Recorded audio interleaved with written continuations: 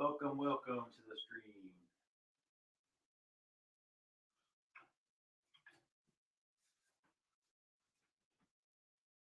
I know I'm not on camera, but bear with me. I'll be right there. Running a little bit behind. Welcome if you're wondering why the screen is dark.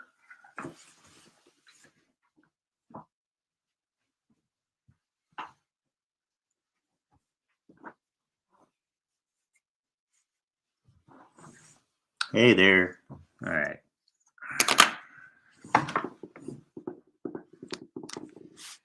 Well, welcome.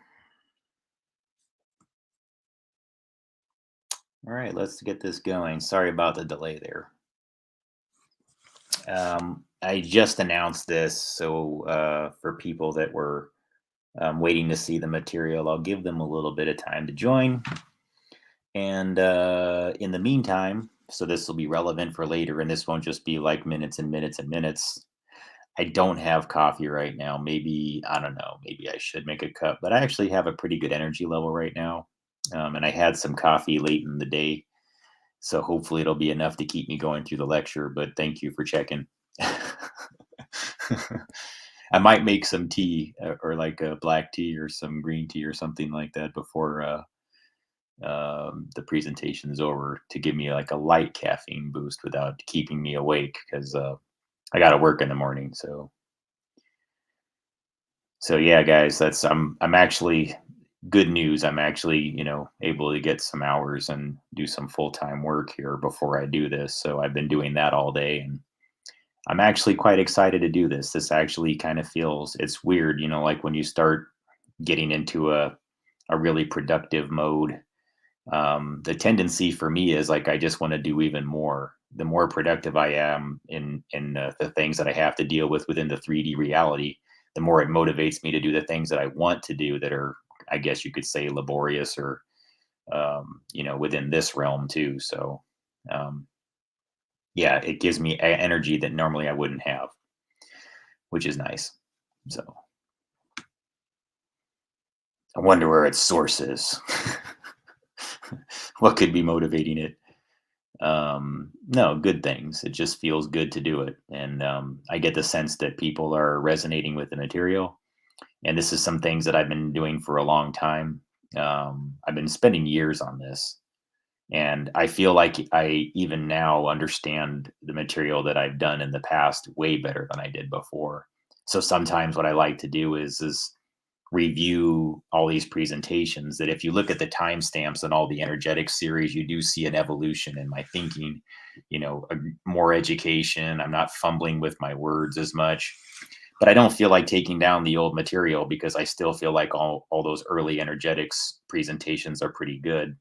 But there's definitely things that if I were to do them today that I would correct, including like the way I pronounced Wilhelm Reich, to pronounce his name correctly instead of saying Reich, things like that, just stupid things that I fumbled with and going like, well, I don't know how to really measure it, or I don't know if it's measurable when it is, because now I know, but back then I didn't. So that's why I like to do these, these presentations to let people know like, okay, this is a field that is, the information is so concealed by the people that know that, you really have to unpackage a lot of different layers of the information to really get it yourself. And sometimes for me, just producing something about the topic and then being able to review it later, I go, oh yeah, well, I can improve upon that, or that creates the next energetics series. Almost all of them evolve that way.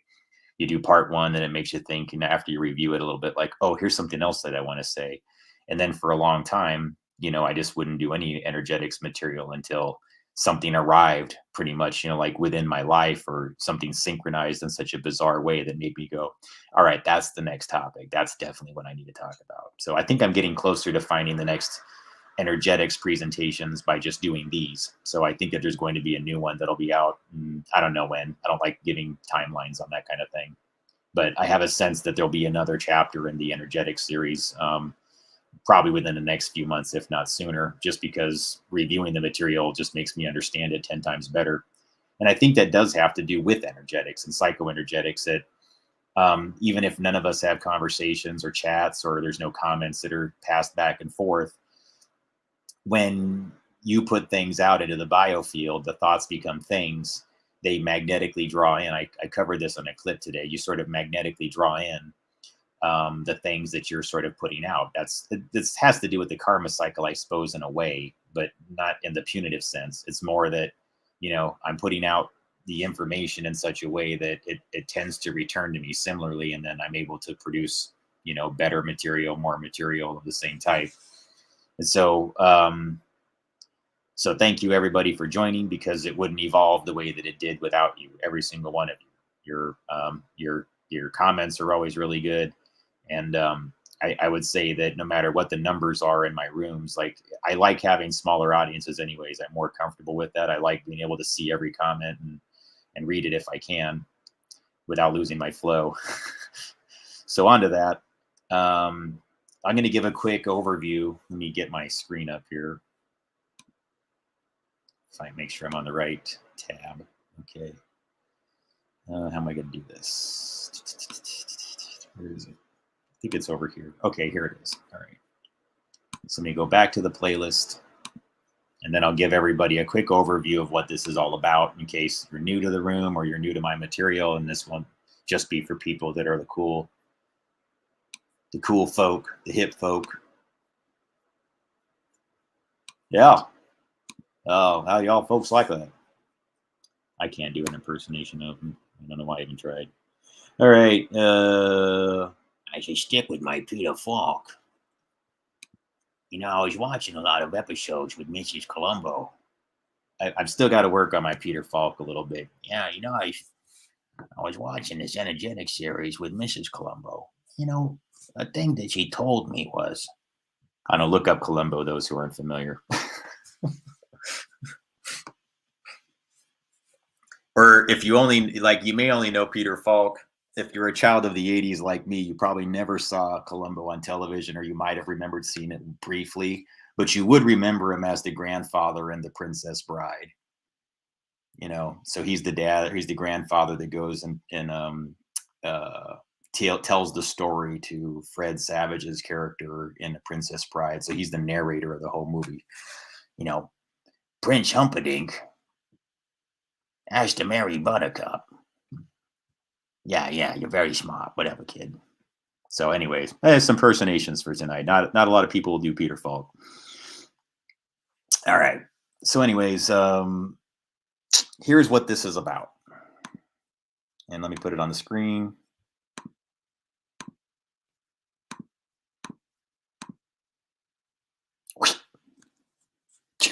All right. So I'll give you a quick overview. My series exploring Wilhelm Reich's research on etheric energy, or what is sometimes called energetics or bioenergetics. Wilhelm Reich coined the form of energy orgone after the human orgasm. It falls into a spectrum of POR, positive orgone radiation, and DOR. All right. So again, I'm going to have to edit this.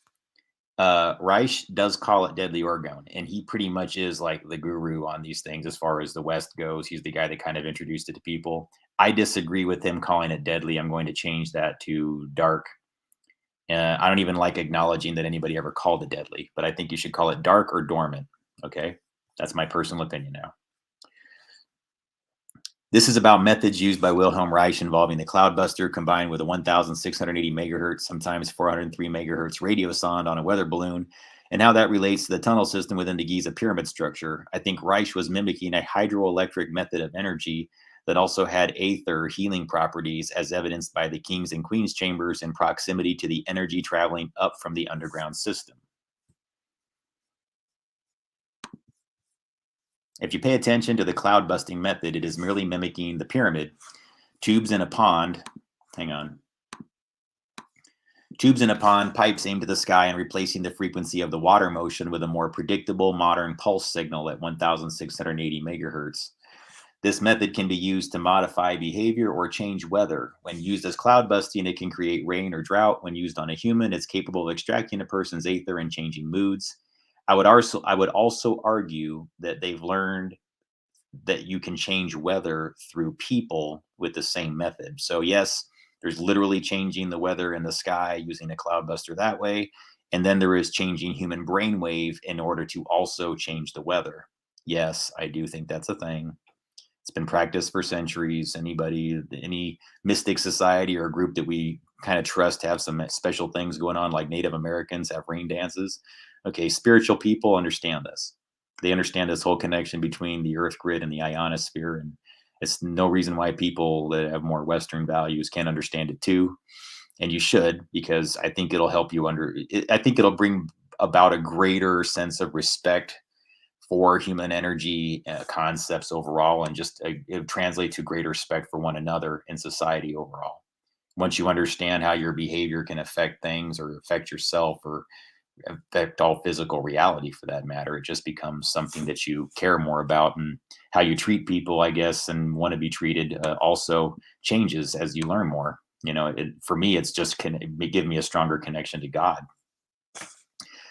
This is a process similar to osmosis, involving pulsing the person with a high power amplifier through copper plumbing lines. This can also be referenced more scientifically as human piezoelectric energy harvesting. Effectively, it matches the human body's water frequency, then vibrates the human target at the same frequency as the copper plumbing line, which is placed under them, in close proximity to the arches of their feet. Effectively, it vibrates at a high frequency the water content in the body to mirror the water content in the extraction pipes. This method, if research proves correct, appears to pull the moisture from the human body, which is transferable human aether, chi, or bioplasma, call it what you want. This is what Rice referred to as orgone. All right. And again, behavior and how you impact somebody's behavior can impact the energy. Hang on really quick. I already watched that one. Hang on. No, wait, that's actually the one we're going to watch. So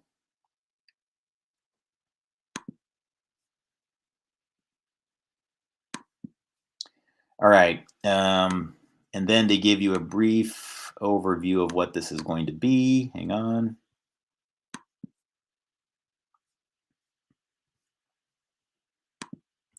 So the ones that we're going to cover is part 5, Occult Science of Magnetic Tape, DNA, Iron Oxide, and Archaeometry of Sacrifice, Psi Research, Cybernetics, and Brian De Palma, the Psychometry and Archaeometry in the film The Fury.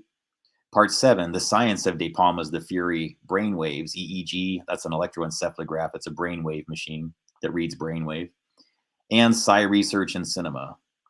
Part 8, Declassified Psi Research from CIA Archives, Human Bioplasma Harvesting. So we're going to cover some deep topics here and some things that I got asked questions about today. All will be covered if you were interested in those topics and you had some inquiries in that regard.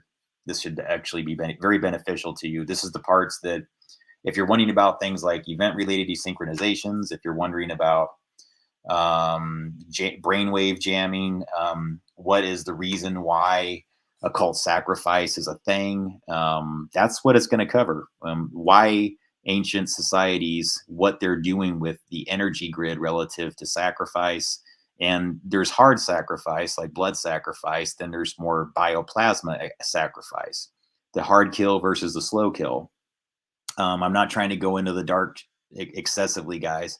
It's just simply, I want you to kind of understand, if there's people that practice things for sacrifice energy, you can flip that switch 180 degrees and all those mechanisms start to promote life affirming energies, as well as people having a closer connection to God or the universal plasma field or whatever they choose to believe. That's up to them. I don't care. But for me, the more I learned about this, the more I realized that God is real and something is up there in the sky looking down on us. And that's just what I started to believe. And it's only because I saw the evidence of it over and over and over again. And it reached a point where if I didn't believe it, I'd just be foolish. That's when you know you've really gotten somewhere with it. And it's not like it's dogmatic. I can actually prove it all. If you haven't been convinced by my map research, then the combination of the energetics with the map should do it. On to the next part. So number 5 is what we're starting with. This one is called, and I'll give you the quick description here because I usually explain a lot of the material within the descriptions. This one, part 5, is about recorded media, iron oxide materials, and binding, archaeometry and magnetic materials in relation to the DNA via hemoglobin processes behaving as a series of antenna coils, magnetic tape materials, iron oxide, and chromium. Early magnetic recordings in the 20s, mostly innovated by Germans and used by Nazis who had more knowledge on this topic than the US did pre-World War II. Audio recording didn't gain wide use in the US until the 50s. What social and influence, footprint, impact have these early users of these technologies acquired over time?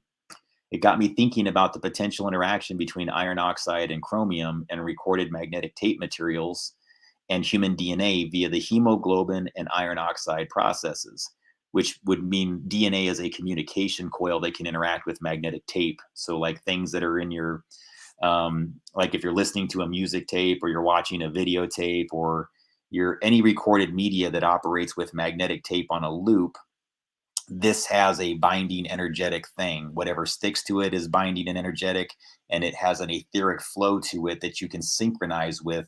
And it kind of goes, it crosses timelines. And I'll get deeper into that as the material goes in here. The science of timeline manipulation, I think, is what you're going to start figuring out it translates to. How does this relate to potential interactions via etheric osmosis between human iron oxide, hemoglobin, and iron levels in the soil? Don't worry, guys, it's not that scientific. I talk about it pretty basic.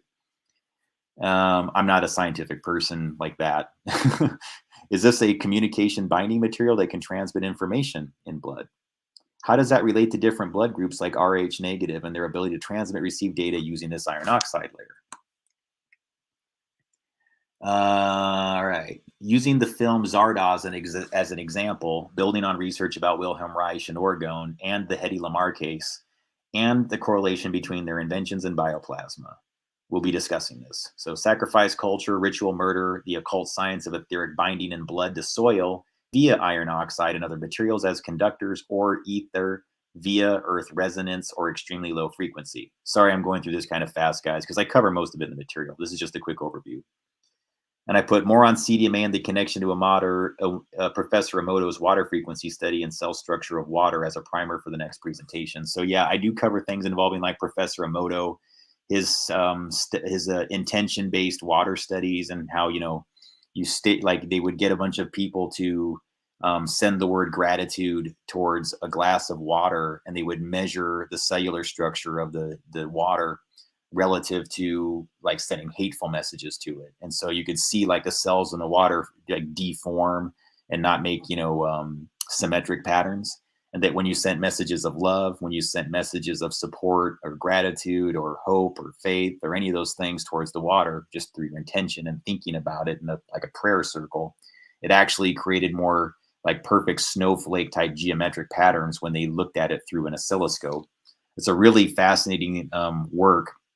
And some of the devices that I'm using, like the BioWell, for example, has been used with Professor Emoto. So I've actually used and have on my person and have done, and actually I'll show you later in energetics, probably in the next one, what that looks like. I actually have done things using equipment designed by Dr. Karatov, who developed this GDV Carillion system for measuring energy environments as well as people's energy signatures or biofields. And they did use that BioWell and some other, something similar or nearly identical to the BioWell to do an environmental reading while Professor Emoto was doing one of these intention-based like water prayer circles. And they observed like rainbows coming out as they did the study and things like that. So again, there's lots of life-affirming things in this research, and I don't want that to be lost in me covering the thing about sacrifice. So it's not going to go too dark, guys. We just have to go there for briefly today, and then it's going to be all mostly like, what's going on in like movies directed by Brian De Palma and films and things like that, when he does things that are about Psi research, like the theories about two psychic teenagers that are wanted by the government for their ability. One gets kidnapped, the other one's hired to like retrieve the other one so they can escape like the control system. It's a pretty cool film. I'm a fan of Brian De Palma's work overall, and he does quite a bit of things that are in the Psi research themes. And I cover the reasons why I think that is, and some of his other movies in this material as well. So part 5, though, is about this topic, magnetic tape mostly, and it's going to cover that pretty in depth. So here we go. I'm going to play it. I'll try my best not to stop it too much, and I'll look for questions while the presentation's going. Let me make sure this is all in high definition before we get going. Yes, it is. Great. Okay. After doing this article on Hedy Lamarr and thinking through this whole notion of, the bioplasmatic connection between archaeometry and how the POR-DOR spectrum of energy can actually, play into the Oh, no, you don't. Manifestation of inventions and things like that. It got me thinking more about magnetic tape and the materials that are used in them, and how magnetic tape came into being, because again, it operates, getting back to the concept of the spiral, it operates on a concept of rotating reels going across a tape head. And so I started thinking about, since that acts as a memory, as a source, what are the materials that are involved with that? Because I never really thought about it much until recently. And as I started looking into that, early magnetic recording, they say began around the 1920s. It was something that was more of a German innovation. So naturally, around that time, you can see that the Nazis were probably innovating it most, and probably had the earliest access to it even before the Americans did during pre-World War II and into World War II. They had a lot of advancements in the radio communication, as well as magnetic tape recording. So there's a definite correlation between these things, especially as it relates to broadcast industry, but we'll talk about that later. But audio recording didn't really gain widespread acceptance in the U.S. until the 50s. So I started thinking about, what are the materials that are used inside tape, and how does that relate to like human DNA? Like, are there common materials? Because think about it as a binding material for memory, and then how does that translate to Earth materials as well, right? Because obviously, whatever you're going to get to put in a magnetic tape is going to be an Earth material, right? So I started thinking about how that might, connect to different etheric osmosis processes between whatever the layers are within the human blood layer and whatever might be inside the metallic layers that binds magnetic tape. And so when I looked that up, it said that it was iron oxide and chromium that are most used, but specifically iron oxide seems to be the most common material, with chromium being more of a later innovation. And then I started looking up, what are the other things that iron oxide work with, and I guess it's a common thing involving plant growth and soils as a oxidation layer, and also it's involved with the human iron oxide, the human hemoglobin process, and the DNA levels involves iron. So now we have a common material here with iron oxide, and how that binds potentially between the human DNA, magnetic tape, and the Earth materials that magnetic tape is made from. Because even if it's an artificial invention, it still comes from organic materials, and that's something we always have to remember.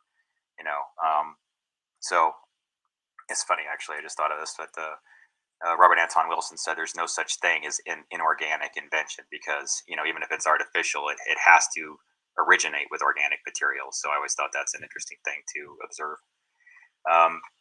But how does that relate, though, once we get to that, and we're thinking more in terms of, hemoglobin as a communication or a binding layer, how does that relate to different blood groups, because they say like people with Rh negative have, like this, maybe potentially more psi ability, or the ability to maybe transmit, receive data at larger footprints or larger spheres of influence, as it were. And I think there might be something to that. I just haven't really, I don't have a lot of the medical background or a deep knowledge of blood groups and things like that through which to really understand these things more intrinsically. It's just more of an intuitive thing that I've observed through people, and, observations from reading and hearing things and things like that. So I just started thinking about, this gets back to the Showtime series Homeland, and the character Carrie Matheson, played by Claire Danes, who she's an investigator in the CIA and a field agent. And, she has this, they call it an episode of the show, but I think it was more that she was just heavily tapped into an intuitive communication pattern, where she jumps out of a car of her sister's and she runs to the park, and she's really into this, what she's learning about this case, to where she's almost, she can't stop investigating. She's really into it. But she jumps on the ground and she starts feeling the earth, and she says, I can't remember the exact line was, but she says, like, this is how it works. There's roots, and these plants all go into the earth, and those roots go to other roots, and they go to the trees, and this is how it works. And I really understand what that means now, because I think that that potentially connects to the iron oxide levels in soil. I mean, really, let's think about this less as a esoteric or a new age concept and more about a science. There's iron oxide levels in the soil. You have iron oxide in your blood, and then once you start drilling down to what that looks like, you get into the hemoglobin layers. That the iron oxide looks like these spiraled coils right within your DNA. And so, since there's been a lot of talk about how those spiral coils are like communication layers, then it kind of makes sense why that people sense things, right? That you have a sense of the weather, you have a sense for like things of that nature. It kind of makes sense, because when you really get down to it, you're tapping into one of the earliest forms of internet. You know, you're by touching the soil, you're tying into a root that's like plugging into a LAN port, and now that LAN port has access to all these routers and network nodes, and then they can access other network nodes, and those are the trees roots, because the trees tend to have deeper roots that spread farther, right? So you think about that in terms of how it works in communication networks. These were the early communicators, and so if you really think about what blood represents and different blood groups represent, it could just be that some people have always had, since birth, a stronger communication connection to the earth via the iron oxide content in tandem with things like copper, potentially, because that's a conductor. A lot of these things could potentially be playing into why some people have intuitive ability, and in tandem why they might also be selected sometimes without their permission or knowledge for testing, in environments where maybe these things are being done to them or extracted from them without their permission. So I think it's a debate that's worth having, because let's getting back to it. Who was able to use this tape, the magnetic tape, the earliest, and I think that we have to start studying that. Who were the earliest users of videotape? Who were the earliest users of magnetic tape that recorded audio, reel-to-reel technology, cassette tapes? And who recorded their voice onto those tapes? And where are those tapes today? Are they still lasting? What types of materials are on them? How does that bind to us as humans? If we left iron oxide from the resonation to the frequency of our voice onto that tape, it still exists at that etheric level. If you really think about it, it's still kind of communicating and resonating in a way. And maybe if you were even to study magnetic tape and place it into the Carillion photography, you could maybe learn something, assuming it wouldn't erase it in the process. I don't know how that would work, but it might be worth investigating, to see if a tape might have a life force to it via that iron oxide content and the bioplasma potentially connected to it. And these are the type of tests that I'm interested in doing. Just so you know, I mean, I think these are things that are very worth doing. But when you think about the DNA as kind of a spiral coil that broadcasts like an antenna, and it's more of like a pumping or a pulsing spiral as opposed to a waveform, this may be why, that POR, positive orgone, and deadly orgone radiation spectrums are so misunderstood. It's difficult to quantify because there's more of a randomness. I think it feeds into the spiral, the golden ratio, more so, and more randomness than other forms of technology and communication layers.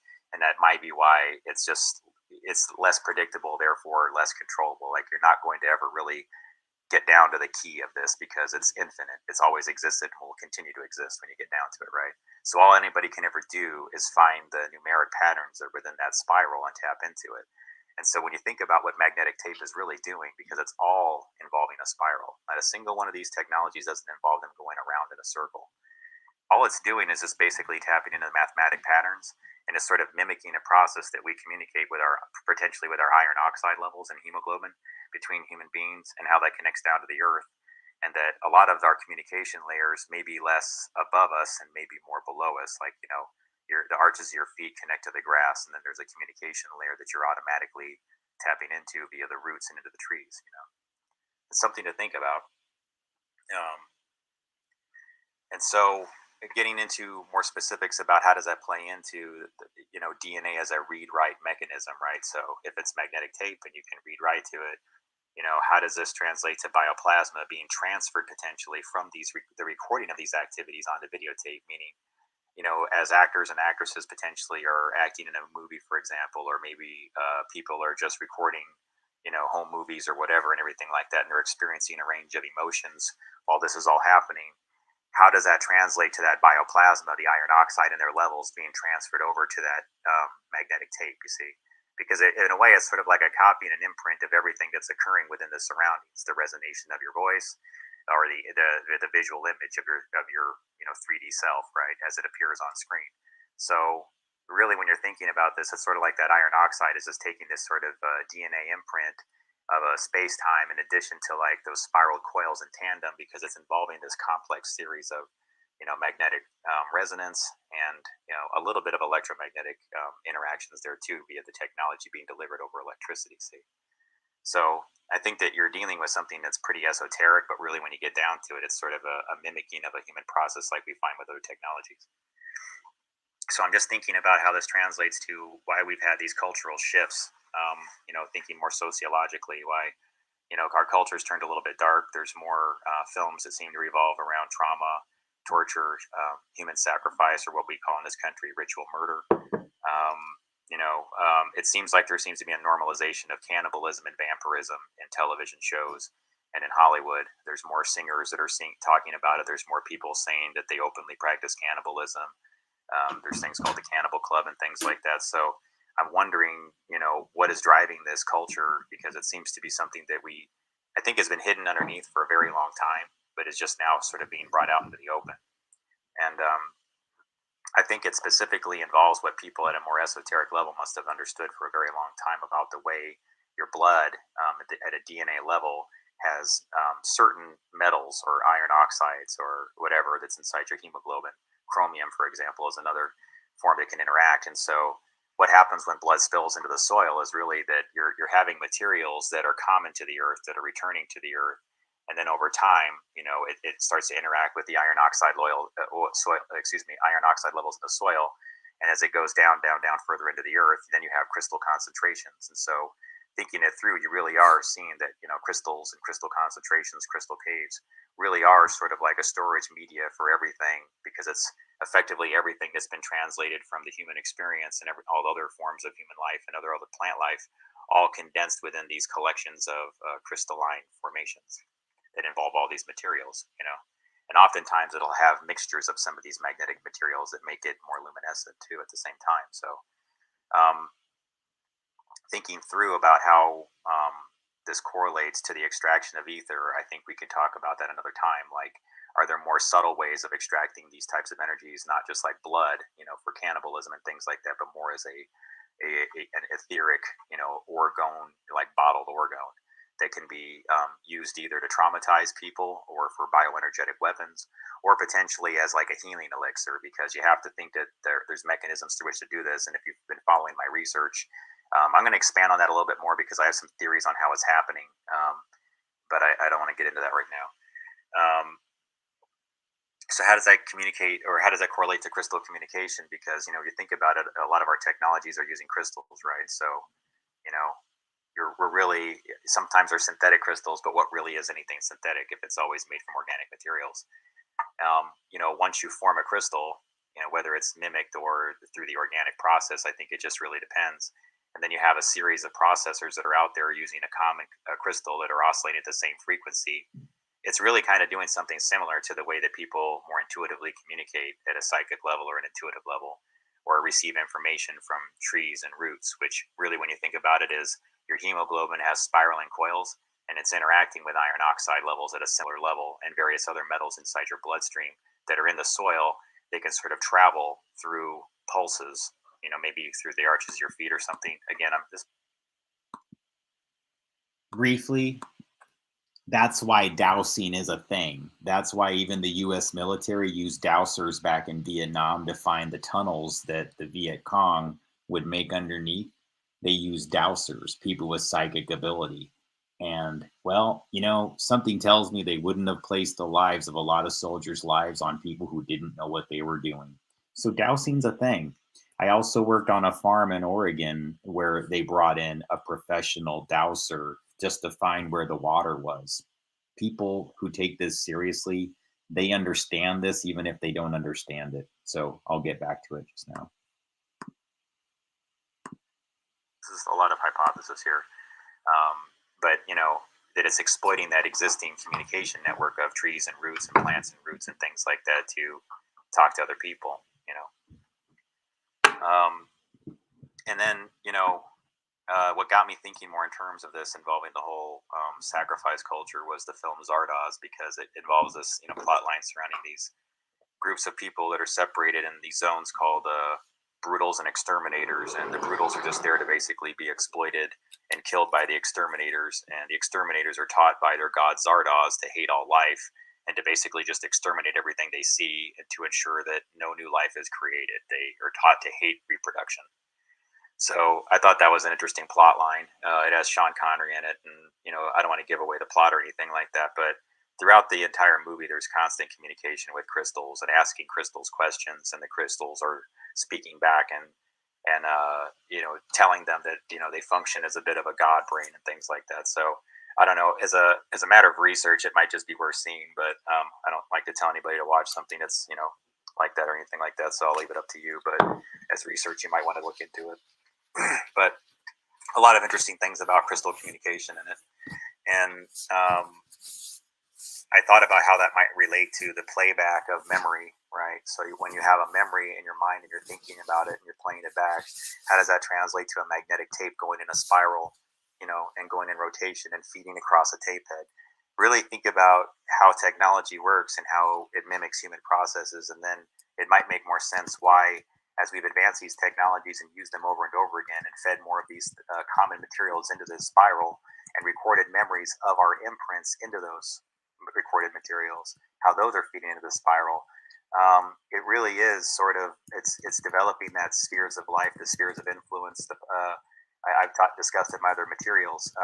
It's sort of like people who were the earliest ones who recorded their voice or their faces or likeness or whatever onto either recorded media of an audio or an audio video layer like videotape. They seem to have gained some energy at a bioplasmatic level. And I think you could argue, especially when you start studying what may have happened with Hedy Lamarr, I think that there's a direct parallel between how that translates over to people within the connection to magnetic tape and videotape, where there's a bioplasmatic connection via those hemoglobin iron oxide levels.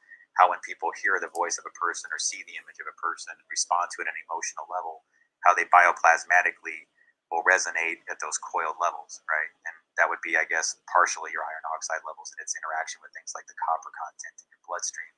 Thinking it through, that these aren't antennas that have like your standard elements like you typically see on a cell tower. They're more of these coils that have a little bit of a randomness to it. They're patterned, I guess. I'm not a blood expert or a DNA expert, but when you think it through, you can kind of see that they're kind of coiled antennas that can pulse and resonate, right?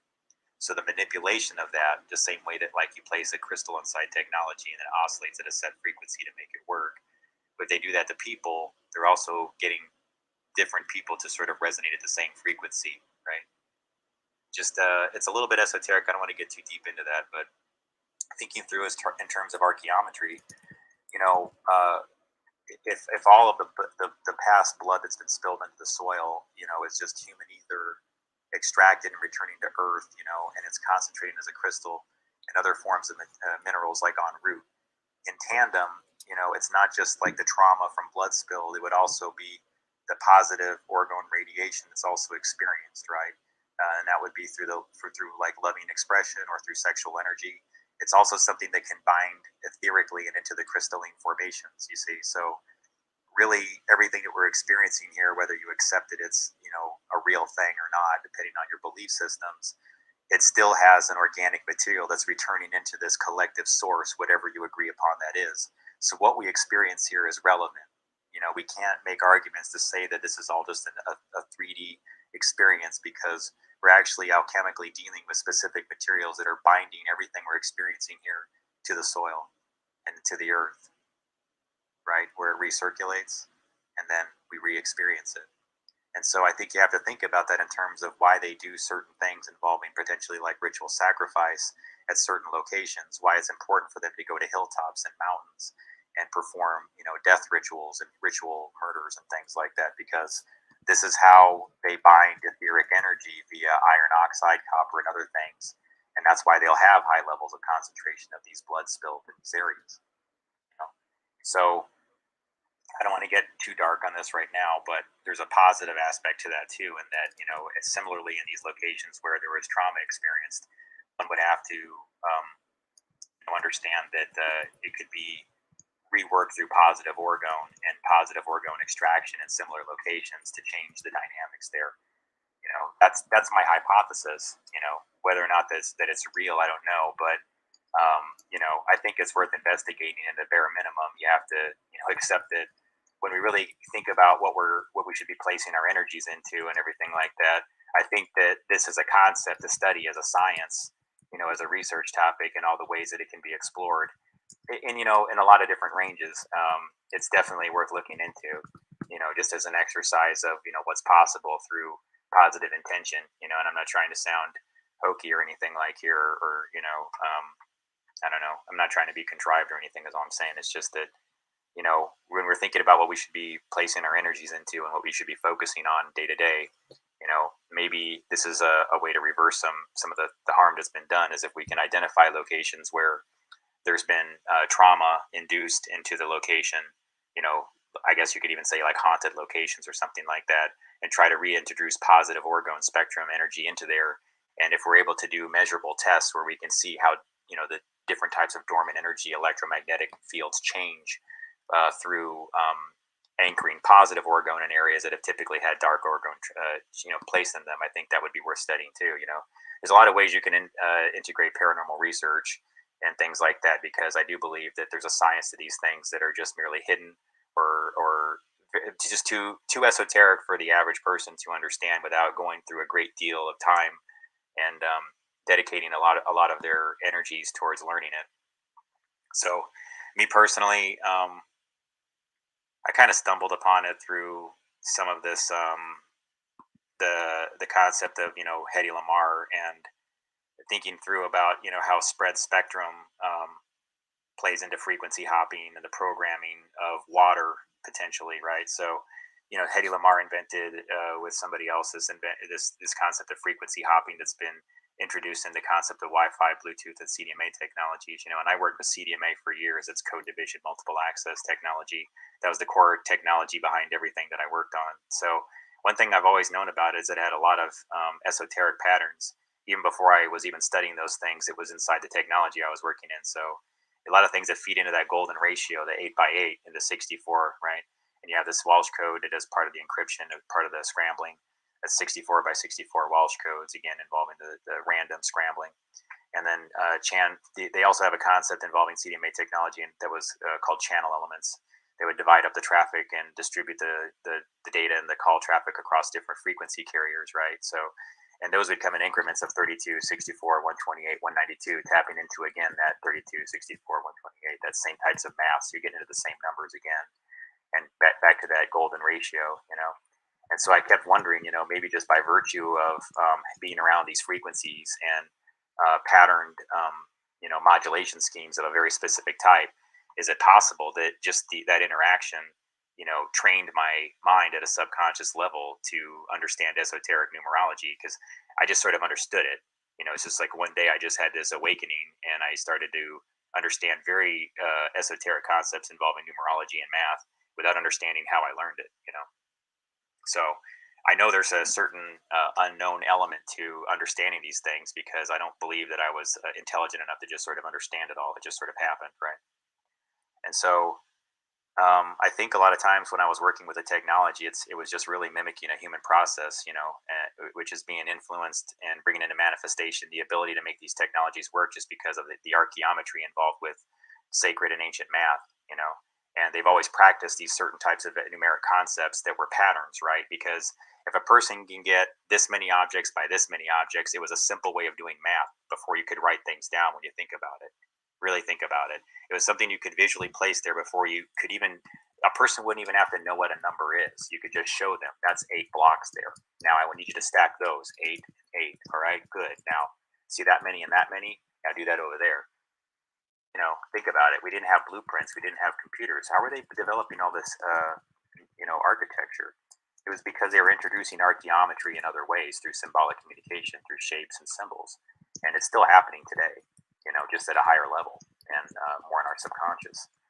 And so when you think about it, and thinking through what Professor Emoto discussed involving water frequencies, our body's 70% water. And I'll try to expand on this again in another material, because I don't want to do it in this one yet. But thinking in terms of Professor Emoto and like the positive aspects and the negative aspects and how water is programmable. Our bodies are 70% water.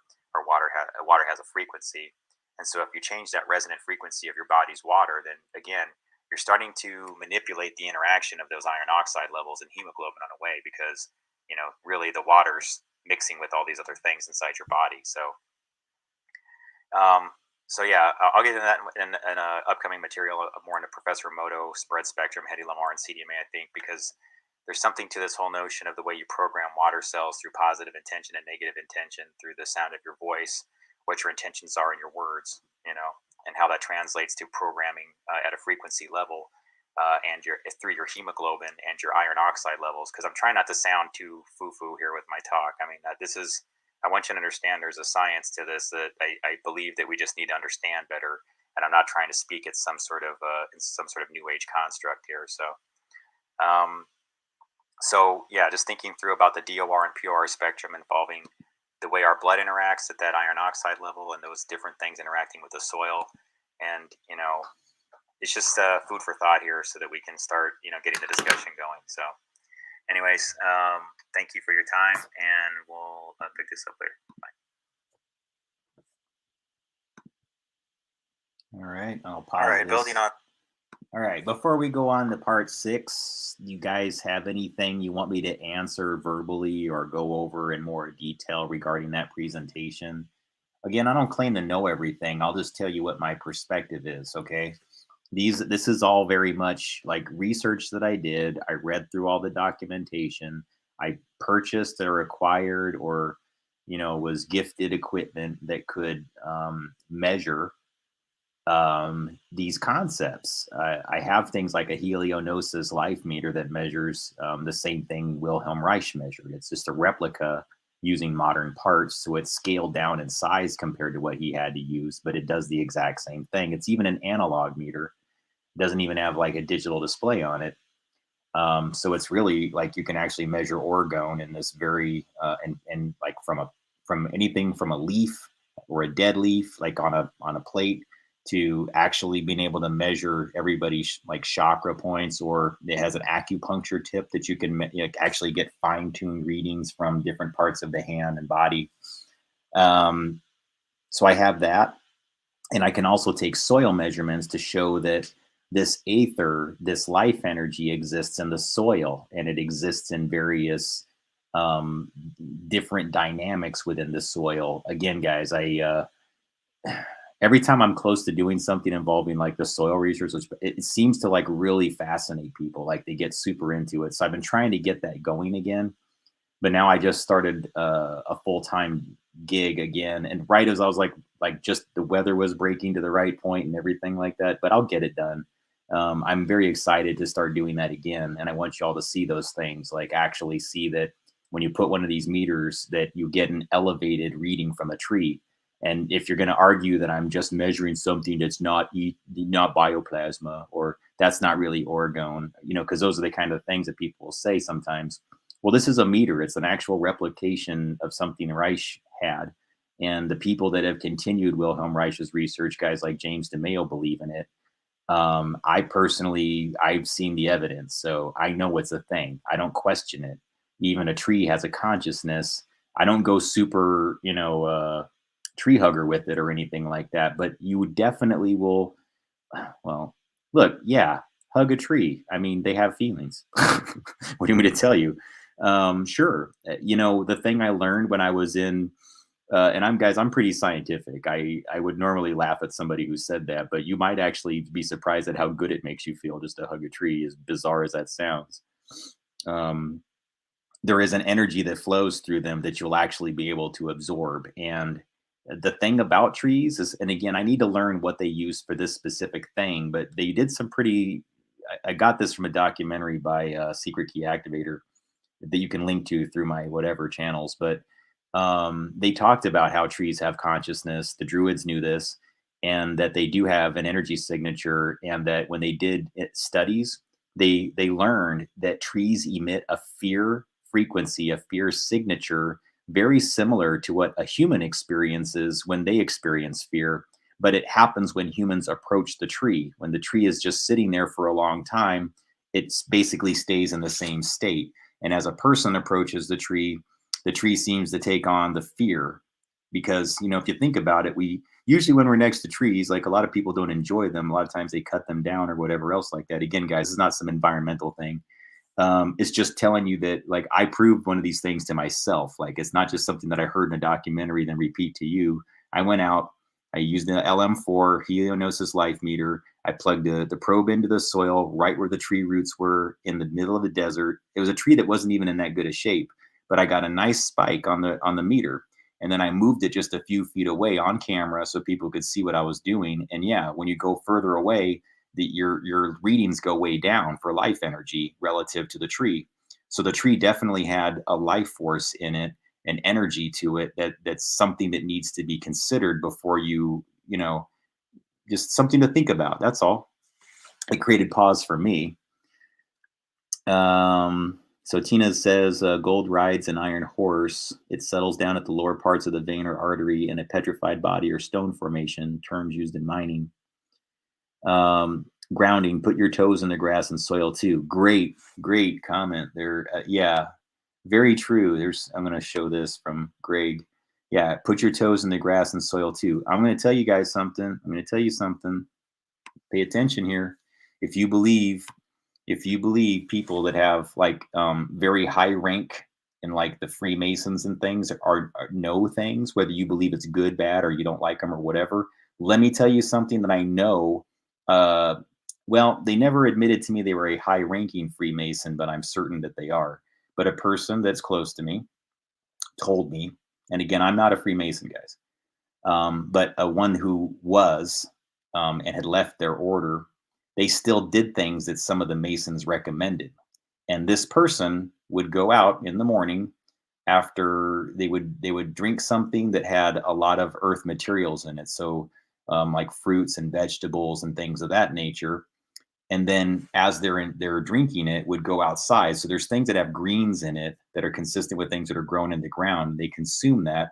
And then in their bare feet, they just sat there rocking back and forth, standing up and rocking back and forth, kind of creating like a light motion, nothing weird, but just feeling the grass, the soil into the bare arches of their feet as a morning practice, as a health and wellness thing. So if somebody with that kind of esoteric knowledge knows that that's effective and they know what it does for them, maybe you should pay attention too. Even if you have opposing belief systems or whatever, understand what that connection to the earth does and ask yourself why there is such an effort to remove us from that connection to nature. You don't have to be an environmentalist or some tree hugger person to know that you need to have a connection with the trees, go outside, experience nature, get some fresh air, walk around, whatever. It's good for you. And what did COVID do? It made everybody where you couldn't go. So think about it. Such an intense desire to remove us from these energies and disconnect us from spirit and disconnect us from this universal plasma field that does flow through the trees. It does flow through the branches. It is all around us. And it's most contained and most pushed away when you're indoors, because you don't even get the frequencies. And with everything a human is frequency, vibration, and energy. And so if you're not getting some of those earth grid frequencies, because inside when you're indoors, if you're in Europe, you're surrounded by 50 hertz, even if you don't visualize it, even if you don't even feel it, you're surrounded by it. That's basically a shield that blocks out some very high level brainwave where you can do a lot of magic. You're getting into gamma frequencies within human brainwave when you go above 25 hertz. So think about it. If your brain can go way above 25 hertz, maybe even close to 100, you can actually measure, then why would anybody place you or create an energy grid that blocks it or would contain it? See, this is going to be the thing that I think that people all over the place one day, when they wake up to this, are going to go, oh my God, we've been limiting human brainwave for like a couple of generations now through this electronic grid. So if it's 50 hertz, it's in Europe and other places of the world. In the US, we're at 60 hertz. But the point is your brain can go higher than that. So if you're always surrounded by these fields, especially if you're near a power grid in general, it's mostly like home power, because you can have different hertz levels of whatever. But the point is that most people's homes and with commercial power is going to have either 50 or 60 hertz surrounding them all day long. And if somebody can do something to artificially amplify that signal, like I believe is being done in certain places to certain people, then yeah, then the whole point is removing you from an organic brainwave frequency and hiving everyone in at a common clock, 50, 60 hertz, and then getting you to watch TV, consume junk information, falsified information, things that are completely bogus, completely phony, fake news, fake entertainment, and then hiving together to do what? Wow, structure reality, because that's what it's all about. Now fake news takes on a whole different nuance. It's not just something political. It's not even something that you should even perceive as like, I don't want you to get upset, but understand what they're really doing. They're not just lying to you to cover something up. They are manifesting reality through you. Okay? Now, what are you going to do about it? And I'm not saying that as a provocation. I mean, like, once you've got the knowledge, what do you want to do? I mean, you can't exactly remove power everywhere, but now know your power, know what it does, and know that you have to sometimes disconnect from being surrounded by commercial power. It's healthy to go out in the trees. It's healthy to go to the park and whatever else like that, or just go out to your front yard and rock your feet back and forth in the grass and look like a fool. Who cares? Doesn't matter. Sit under a tree and read your book. Take your laptop outside, whatever you got to do. I need to say this to myself, by the way. I can spend way too much time indoors too. Because again, sometimes it just feels like, I think this is what I'm supposed to be around, 50, 60 hertz. You don't even realize that you got that 60 hertz hand up your arse, helping you hive into like the artificial reality grid and make it manifest for these sorcerers and wizards and witches that control our media. And it is sorcery and it is witchcraft. Don't call it anything but that. But we have to talk about it at a real level here, guys. I mean, but that's its roots. It goes back hundreds of years. It's real society type things. It's what they know about surrounding you with a certain energy and being able to get some from you. Believe it. All right. So good comment, Greg. I appreciate that. You too, Tina's. Trees and plants and roots are connected as well as the mycelium. I actually have a whole article about this where I talk about it, where Carrie Matheson from the series Homeland, she actually is investigating a case and she comes to this very realization. It was so impressive about the series, even though I have a lot of problems with the series Homeland for a lot of reasons. I think it glorifies the CIA and presents it in a totally phony manner, but that's okay. Not okay, but the point is that when you're watching it, there's this one scene where she's like, everybody thinks she's frantic or something's wrong with her because she just can't stop thinking about this case. And then she just jumps out of the car, runs into the park, and she puts her hands on the grass and she goes, that's why I know it's the roots and it all connects and you can learn. And it's in here, it's in these roots and it's in the trees and it's in the grass. And it's like, that's right, homegirl. It's all that. You got it. So yeah, she looked a little nutty when she was doing it in the series and they tried to make her look like she was insane, but no, she actually understood something in that. I don't care if she was in a manic state or not. That character knew something. And they kind of acknowledge it even in the series that she's not insane. It's just that she has a unique way of processing information that other people just don't get. But of course, the CIA is there to turn her into something useful, right? Right. Okay. That's the problem I have with the series. Like you get that kind of information and the whole thing is like, but it's good to be in the CIA, isn't it? No, not really. Do you really want to be a member of the cocaine importation agency? Ashes to ashes. We all go back to Earth. Good comment. Yeah, that's true. I think that's just the aether. Well, we can get into a large discussion about that, but rubber soled seekers and shoes blocking us getting energy. Yeah, something to that. Dumbing us down with chemicals, vaccines, meds, and electronically blocking us. You got it. So again, I'm drinking green tea right now instead of coffee tonight because I know I need that to cleanse myself. I'm having a little bit of ginger and green tea. That's a good thing too. Just, whatever you got to do to purify yourself, clean things up a little bit. Always effective at anything that can detox you from metals, especially. I mean, all good things to practice. You'll become less entrained to a 50, 60 hertz grid if you have less of these toxic metals inside your system and you can't afford to have a better diet. Even if you can't, it just pays to make better decisions with your food if you can do it. I'm not saying this as a hypocrite, guys. I've been pretty poor at certain times, and I have to eat, dollar hamburgers at Wendy's and crap like that. And for those of you who still think I'm a vegetarian, I did fall off the wagon about several months ago. So I was actually, guys, a pretty rigid vegetarian for years, like 4 or 5 years there, maybe 5 years straight, I think.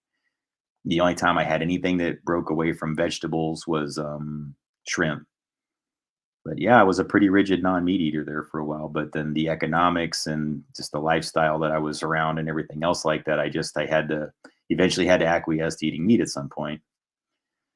And I don't necessarily have a problem with it, but I do think that I don't know. The point is, guys, there's a lot of doorways through which to place toxins, and that includes biotoxins and bioenergetic toxins. And so, you have food like cereal, like say there's like a General Mills cereal that's really healthy for you. Then people will do studies and learn that 100% natural cereal, when you like boil it down and everything else like that, you find all these shaved metals into it that's left over, that's like from the grinding thing, like it mixes in this big mixer in this big mixing bowl. A lot of times that's metal plated, and little fine particulates of the metal winds up inside the cereals. And so people have all these little fine particulates of metal in their foods all over the place, and they thought they were getting something 100% natural. I would say the same thing applies to meat in many cases. You can absorb biotoxins because there's trauma signatures at the moment of slaughter. And so again, it's just something to be conscious of. I mean, how you want to transmute that if you just make a decision to eat it and things like that, I guess, But yeah. Welcome back. I'm not sure what that's a reference to, but there's one of my favorite things to do is the theme song to Welcome Back, Cotter, because the teacher on that series is played by Gabe. I'm Gabe. There's almost no famous Gabe, so anytime I see another famous Gabe, I'm like, hey, cool, I'm gonna watch that.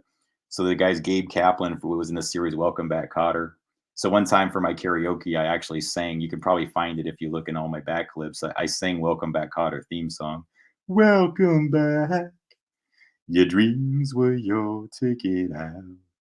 Welcome back to that same old place that you laughed about.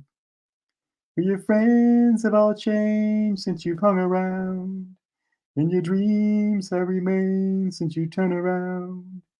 Who'd have thought they'd lead ya? Who'd have thought they'd lead ya? Yeah, where we need ya. Yeah, where we need ya.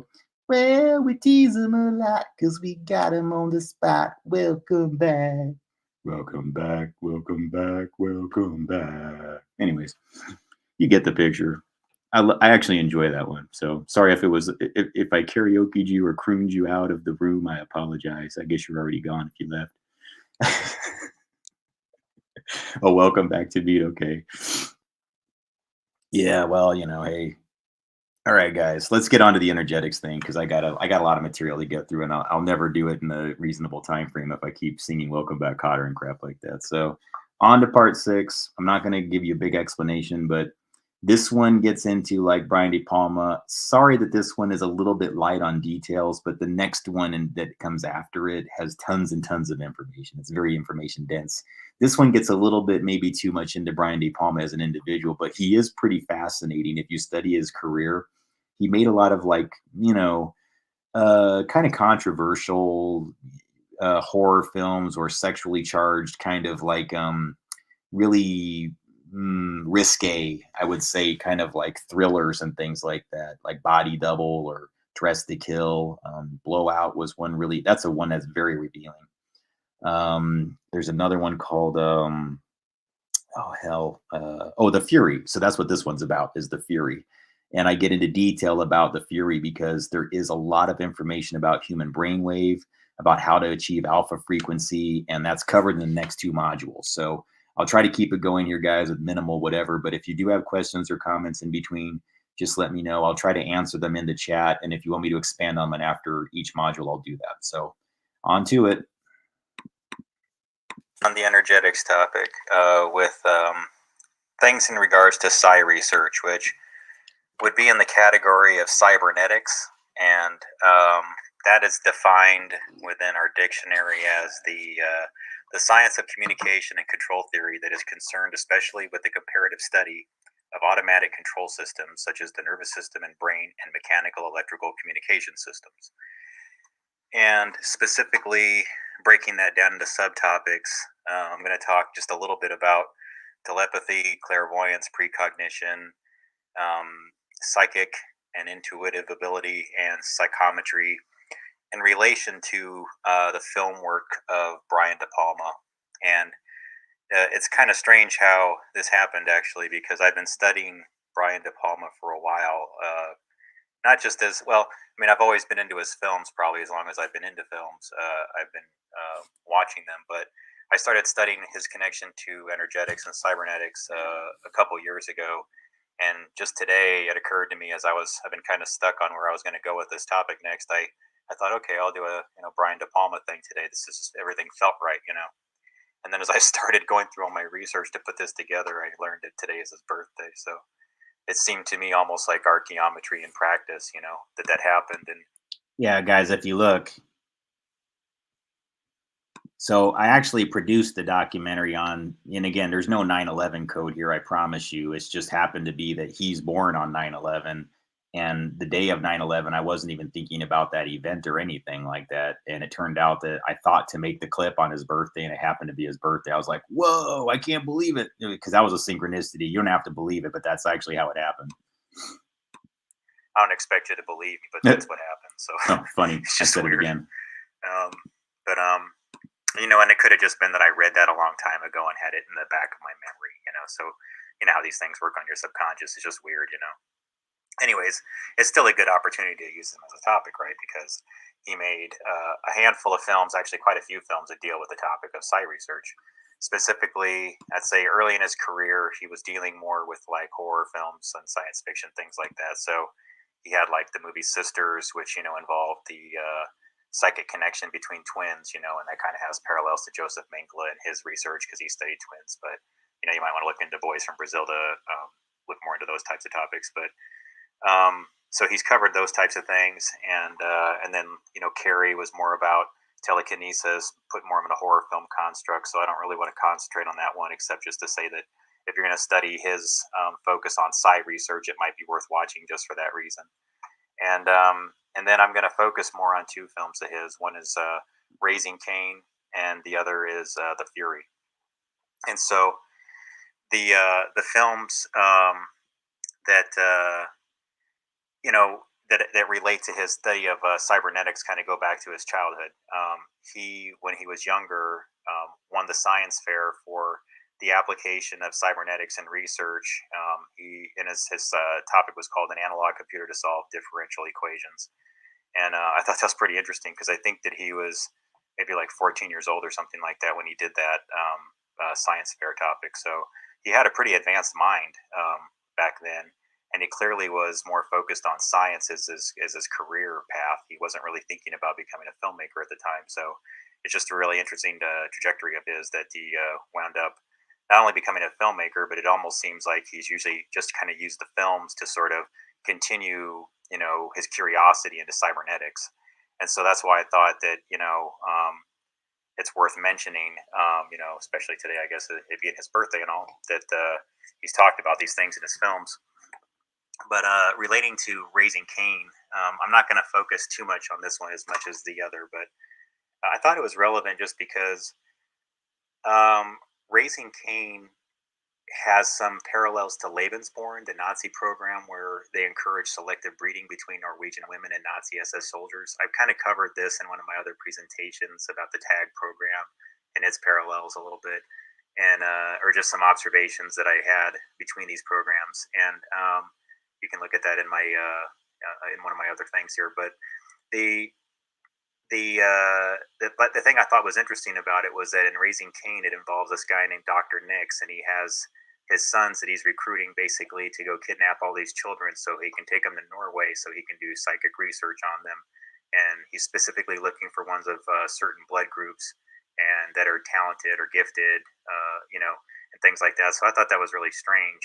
And as I was studying it, I've kind of noticed with a lot of filmmakers, whether it's a conscious decision or not, I really don't know. But a lot of times they make casting decisions and use actors and actresses that line up with like the names of real locations and things like that. So what really kind of freaked me out a little bit was that I've been studying a location out in Bothell, Washington that connects to this area near Carter Road, and it's also off of 228th. And it's relevant to me because my name's Gabriel, and I was born, in that area. I mean, literally, I was born, and that's right where they moved, was out to that neighborhood. And so, there's landmarks of babies out there, and there's even landmarks of my initials, which is really weird. I don't know if all this was intentional or not, but there's like landmarks of babies and things, and I've shown those in my other presentations. So I thought it was just really weird. But as I noticed that casting decision, Gabriel Cruz plays one of the characters in it. That Dr. Nix's son kidnaps the kid of hers, and it was just weird to me, because I'm Gabriel, and then Carter Road is near that area where there's baby landmarks, and this is about a baby being kidnapped. It's just weird, And then I've been covering the topic of the finders, which I've traced back to that same neighborhood, and so I can't help but wonder, like, are these subconscious things that are happening? Are these clues that are being dropped, or what? Because Guys, just a brief pause on this one. I really think at this point, this is bioenergetic dowsing. I think that what I've discovered is that some of us, what makes us better researchers and investigators of certain phenomenon, is that we have this talent, I guess, within our biofield, where when we think of something, we can kind of make it magnetically kind of draw towards us but it's based on intention, you see. And I think it's when you're trying to do a greater good or something that's a little bit more less self-focused and more, for the collective, then you receive the information like when you're looking for it. It's like when I was at the Edgar Cayce Library. There was an energy in that place. It was very godly. It was very spiritual. It was both psychic in nature and paranormal, and also very godly and very benevolent. I mean, it just felt like when I needed something to arrive in my hand, or I wanted to read something, especially if it was focused on the concept of God or validating the belief in God, it would just float right into my hand. Not literally, but nearly. If I thought about Malachi Martin, I would go around the corner and it's like my hand would go like right to the book. And that's no joke. That really happened to me. There's no even, I would be, there's way more to that story than I could get into right now. But that library was just resonating with this very godly, benevolent energy that was also very paranormal in nature. So I don't think it's something that's evil at all, but it could take on that, if a person tries to do things in a malicious intention using that energy, it can be very negative. But anyways, we won't go there right now. I just want to keep playing this. I've always gotten a good sense about Brian De Palma and his films. I've never, even though he's made some controversial works and it can kind of be dark and things like that, I've always found his work to be pretty powerful and to be, more parables and lessons and things like that, and not to feel like they're really dark and evil works. They feel more like they're, they kind of bring the light on things. So, I was just asking myself why this was done. Is it just a validation on some of the material that I've done to tell me that I'm on the right track? Or is it just a coincidence? I don't know. How does these things happen? It's very strange. Coincidences, right? Who knows? But I'm wondering, is this like a form of archaeometry in practice? Because I do remember watching Raising Cain on video, and it's a film I saw many times, and I wonder how much that works into these things. Talking about like on my last presentation about iron oxide levels, how they bind to hemoglobin potentially. Do we sometimes interact with the material that we view, through bioplasma and the iron oxide levels in our blood? And are there interactions that we're not conscious of that are occurring with these materials? And it's just one of those things that I'm thinking about here, especially when it comes to the work of Brian De Palma and his interest in psi research, especially. Because it does seem like a strange coincidence, but it seems like somebody would have had to have foresight to know, or would have had to have understood my history pretty intrinsically to know where to drop clues, so it's hard to say, but I do seem to get a lot of clues surrounding Carter Road and things like that, so I thought that was worth mentioning. But yeah, he covers a lot of topics in that, like that are very Lebensborn in nature, MK Ultra, things involving altars and things like that. There's a lot of just, I don't know. I think it's definitely worth watching for folks who are trying to research these types of topics. But more of interest to me, though, in discussing here was The Fury, and it's a film we did back in, I think, 1972 with Kirk Douglas, Amy Irving, Charles Durning, some others, Carrie Snodgrass. And what's of particular interest to me is that it involves a former CIA agent who recruits some psychics from a fictional Paragon Institute to help him locate his son, who has telekinetic and other psychic ability, very strong psychic ability. And that was interesting to me because I've been studying Science Applications International Corporation, SAIC, which is now known as Leidos. I've been studying their connection to Psi Research because if you go into the CIA.gov archives, you can find an enormous volume of information that connects them to these exact types of research topics, to where they, if there was a Paragon Institute in 1972, it was either SRI, Stanford Research Institute, or SAIC, which is this place here. So, they called it the PAIR program, PEAR, or Pearl, sometimes PEARL, depending on the format it was in. But it stood for Princeton Engineering. Oh, to be clear, guys, Princeton, the PAIR facility, PAR, the Princeton Engineering, whatever, Anomalous Research Lab, the Pearl program. I was inarticulate because I was kind of fumbling over my words on that one. That one had, I think, some involvement of SRI and SEIC, but it wasn't directly theirs. But still, it's still a relevant data point about PAIR and Pearl. Anyways. Engineering Anomalous Research Lab. The one that was PAIR, so I thought it was interesting that he named his Paragon. There's this Pearl.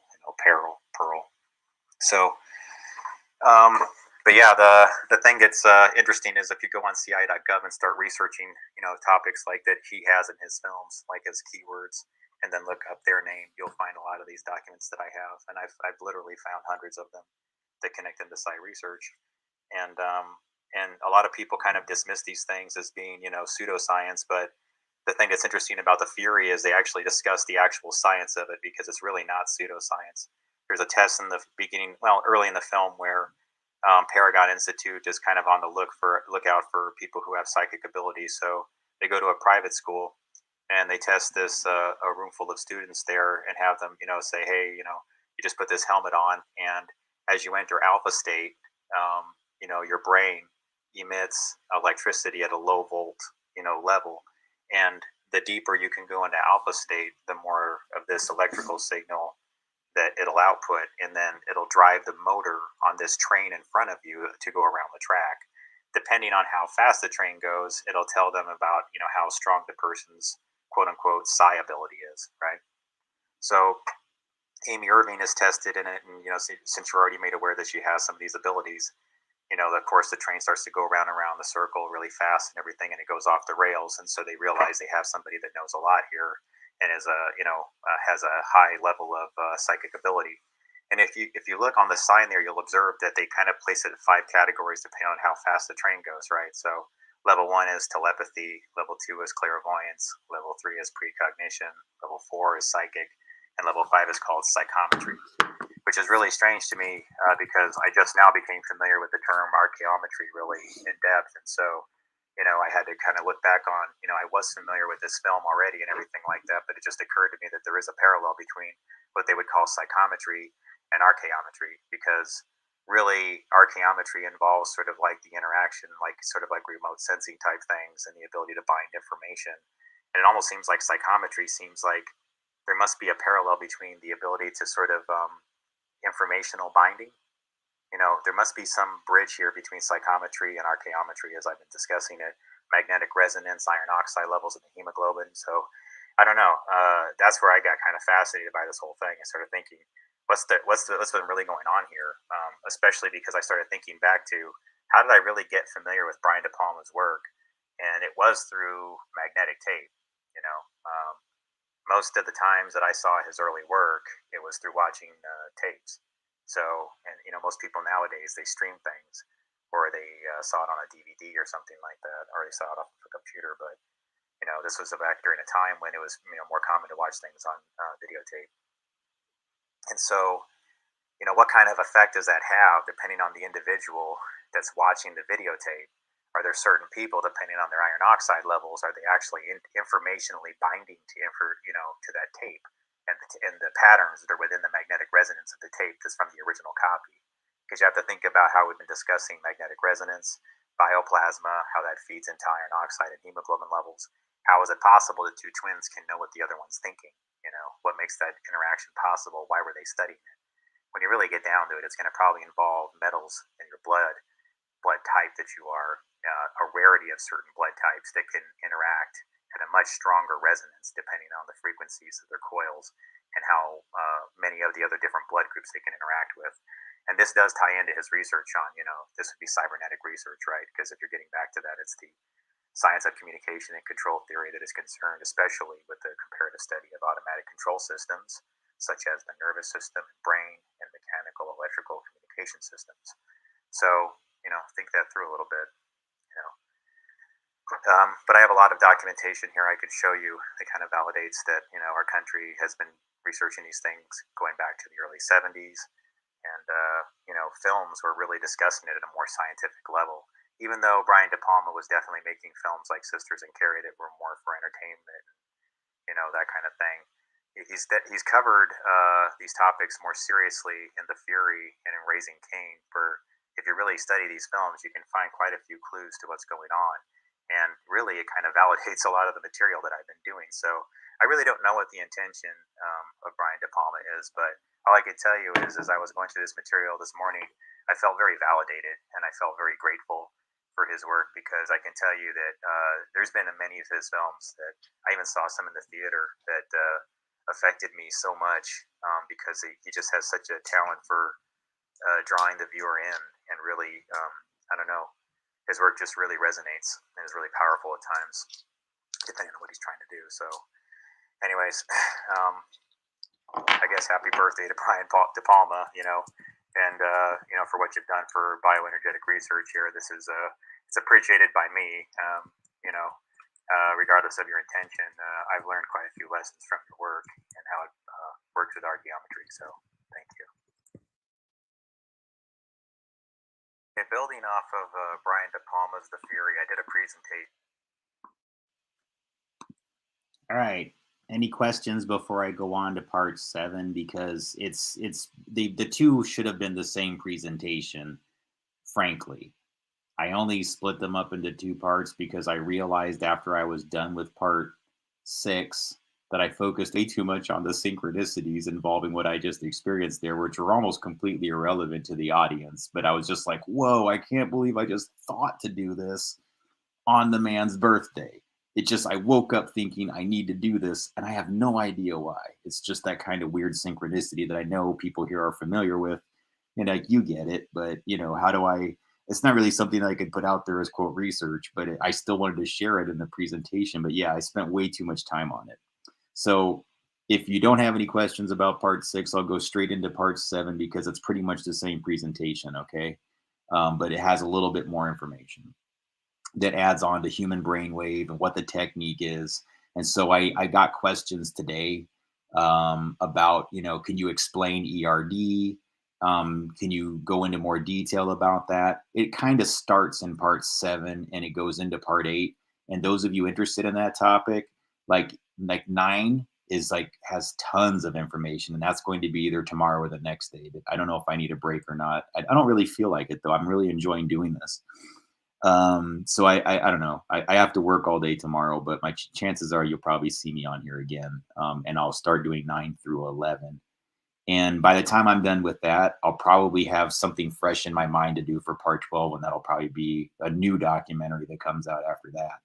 But a lot of it's happening because you guys just you either answer questions or you ask questions that are just unbelievably thoughtful, intelligent. I don't care what the number of viewers is here.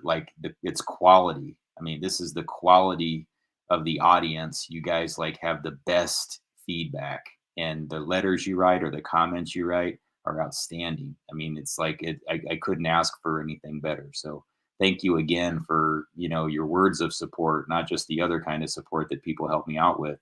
Like I couldn't do any of this without both. So thanks again. And on to part 7 if there's no questions, or I'll just wait until it's done and I'll answer them then. Yesterday on this, and I think I just got so swept up in what was going on with all the informational parts in the magnetic resonance aspect of the research that I kind of missed discussing the test between Amy Irving and the Paragon Institute that kind of opens early in the film. So basically, part of the fury is that I think that people really need to sort of focus on is it was made in 1972, right? So they were being a little bit more open in Hollywood about this research being done. They talked about these types of site research facilities going out trying to find people that had these abilities. They didn't mind talking about it out in the open as much, so kind of have to ask yourself what happened there. And in the movie, they even kind of discuss it, that there's kind of this creepy guy that seems to go out looking for, like a finder, similar to what the Finders cult did. They go out looking for these people and they kind of stalk them and look for them, and then they report back to one of these like central agencies that looks for these types of people to exploit their abilities. And so that's kind of the path that the story takes in the movie. But I didn't want to talk as much about that part without discussing the science of it and why these people are so interested in this as an ability. So what is actually happening in the test that's going on between Amy Irving and Carrie Snodgrass in the movie? Well, the technology is currently available. You can buy it sometimes for less than $100 to do some basic testing, and it's called EEG, electroencephalograph type equipment. It's usually marketed as a gimmick or a toy. Mattel sells it, for example. They have different types of things that they do with it, just to control, like like remote control helicopters, or like a rolling ball on the floor type thing with your thought forms. And but there is a science that can be explored further with it that involves, things involving bioplasma, chi, orgone, the positive orgone radiation, deadly orgone radiation, etheric energy, that type of things that involves, the category of bioplasma and bioenergetics. I think it's been kind of distracted though, because they want people to think of it more as a toy and less as something serious, and that'll keep it the serious research limited to a select group. But I really do think that since there's some basic tools available that seem to be relatively inexpensive, that we should at least be looking into these things in a more, focused level, even if we don't have access to some serious equipment, like, the one you see in one of these diagrams I have here. There's like the medical grade equipment, but you can also get these cheaper headsets that, function sort of like a toy, but still take real measurements. But how does that work, right? Well, getting back to it, Amy Irving, she places this headset on. They ask her to imagine a blank movie screen and to block out all outside stimuli as much as possible, to only focus on the movie screen. Like, you could practice it now if you wanted to. You just basically just kind of like, you don't close your eyes. You just kind of like stare straight forward. And you just kind of block everything out. And as you're doing this, and you fall deeper into this, I don't know, it's not necessarily a hypnotic state, but as you go deeper into this alpha state, you can actually feel the energy kind of just start to go, kind of pulls down a little bit. I've done this. I practiced this many times myself. I know I'm capable of reaching alpha pretty easily, just through meditation and practice. So I just never had an opportunity to actually measure it on my own. So that's the type of thing that I'm interested in doing now. I just don't have the funding, even just to buy the basic equipment. So I'll get there though, not a problem. But anyways, the point is that by doing this, as she's going into alpha, her brain is emitting a low volt signal, right? And then that translates to a very specific measurement. So you got to think of it in terms of both frequency and amplitude. Okay, so there's an amplitude to the frequency that she's generating by having that headset on her forehead there, and so that disc, that cup that's on her forehead, it's actually measuring the frequency, so that waveform, what it looks like. So as she's going into alpha state, how do the bursts, how do the waveforms get measured? And then it's actually measuring the amplitude. So how much like electrical signal is she generating? And then it's actually goes into alpha state. See, and this is where I think that they kind of hide some of the research as far as different blood groups and different types of people and what they mean to psychic intuition, psi ability. I think what you'll probably find if you start doing more research is that people that are like Rh negative and similar types of blood groups, like people that are like universal donor blood types, like O negative, I think, or those types of things, you'll find that there's something involving the iron content and iron oxides inside the hemoglobin processing inside their blood that I think has something to do with what makes them unique. And it's not just that they can do those things. I think oftentimes the reason why they're more intuitive or have psi ability is just because of that metal content. It's really not like it should be considered anything sort of esoteric in the classic sense. It's really just chemistry and alchemy in a way. It's really just that a person, just like an antenna and a cell tower, you have copper as a kind of a conductor inside the coaxial cable.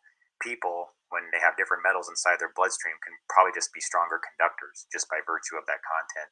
And then when you consider that there's coils inside there, and then through the modern processing of foods and things like that, we have more shaved metals and things and metal particulates being introduced into our foodstuffs.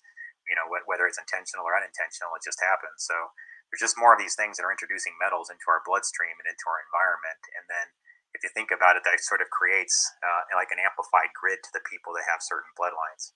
It's a hypothesis, but it's a measurable one. So as long as there's cheap equipment out there, I think that there's ways that we can integrate this into researching things that involve orgone, and then how the brain reaches different states and what type of electrical signals can be generated, because there really are actual concepts involved with this. Okay. So let me just read this because I typed something out ahead of time. I try not to do that if I can help it, but I put brainwaves are generally categorized as each one typically representing expected behavioral states, and in some people, varying degrees of amplitude as well as frequency changes. So, I just talked about this, but what that means to say is that not only they're measuring that waveform as you see it like on the graph there, but they can actually tell you by virtue of like millivolts or microvolts, depending on what type of equipment's being used, the actual level of the amplitude. And so that amplitude, the higher it is, the faster it moves the train. And that's really what's going on inside that diagram. So the deeper she reads alpha states, the more millivolts are generated, and the millivolts that are generated from that headset through her alpha state goes into the train tracks, and then that powers the train and moves around. And that's really all it is. And so once you understand that that's a real thing, and that they were even testing it like that in 1972 out in the open, even though it was a fictional Paragon Institute, it must tell you something about what they know today, because the research that I've been doing seems to indicate that whoever was doing this research, groups like SAIC, Science Applications International Corporation, and SRI, SAIC had sole ownership over this Psi research, and they were doing quite a bit of it. And I can read you some of their things, but I'll get to that in a second. I first want to just cover what is happening. Not only is she getting an amplitude of electricity inside that signal, but she's also generating a frequency, right? And that's where you start getting into what is an alpha wave, what is a beta wave, what is a gamma wave. So it just depends on the group that's doing the measurement, but they define, like an alpha wave will be 8 to 13 hertz, which can be defined as 1 cycle per second. So is a hertz, okay? So if you have 8 hertz, then effectively you have 8 of those, complete cycles of a waveform going up, and one continuous wave like that goes up and down. That's a cycle, and then that's 8 of those within 1 second. Just think of it in terms of that, right? So if you're an alpha, you're between 8 to 13 of those cycles per second, 8 to 13 hertz. Beta, you're 16 to 31 hertz. Gamma, you're 32 to 100 hertz, etc. Okay, without getting too deep into that. So the reason why that's relevant is because as I've been doing more research, I've gone onto the CIA.gov's FOIA library.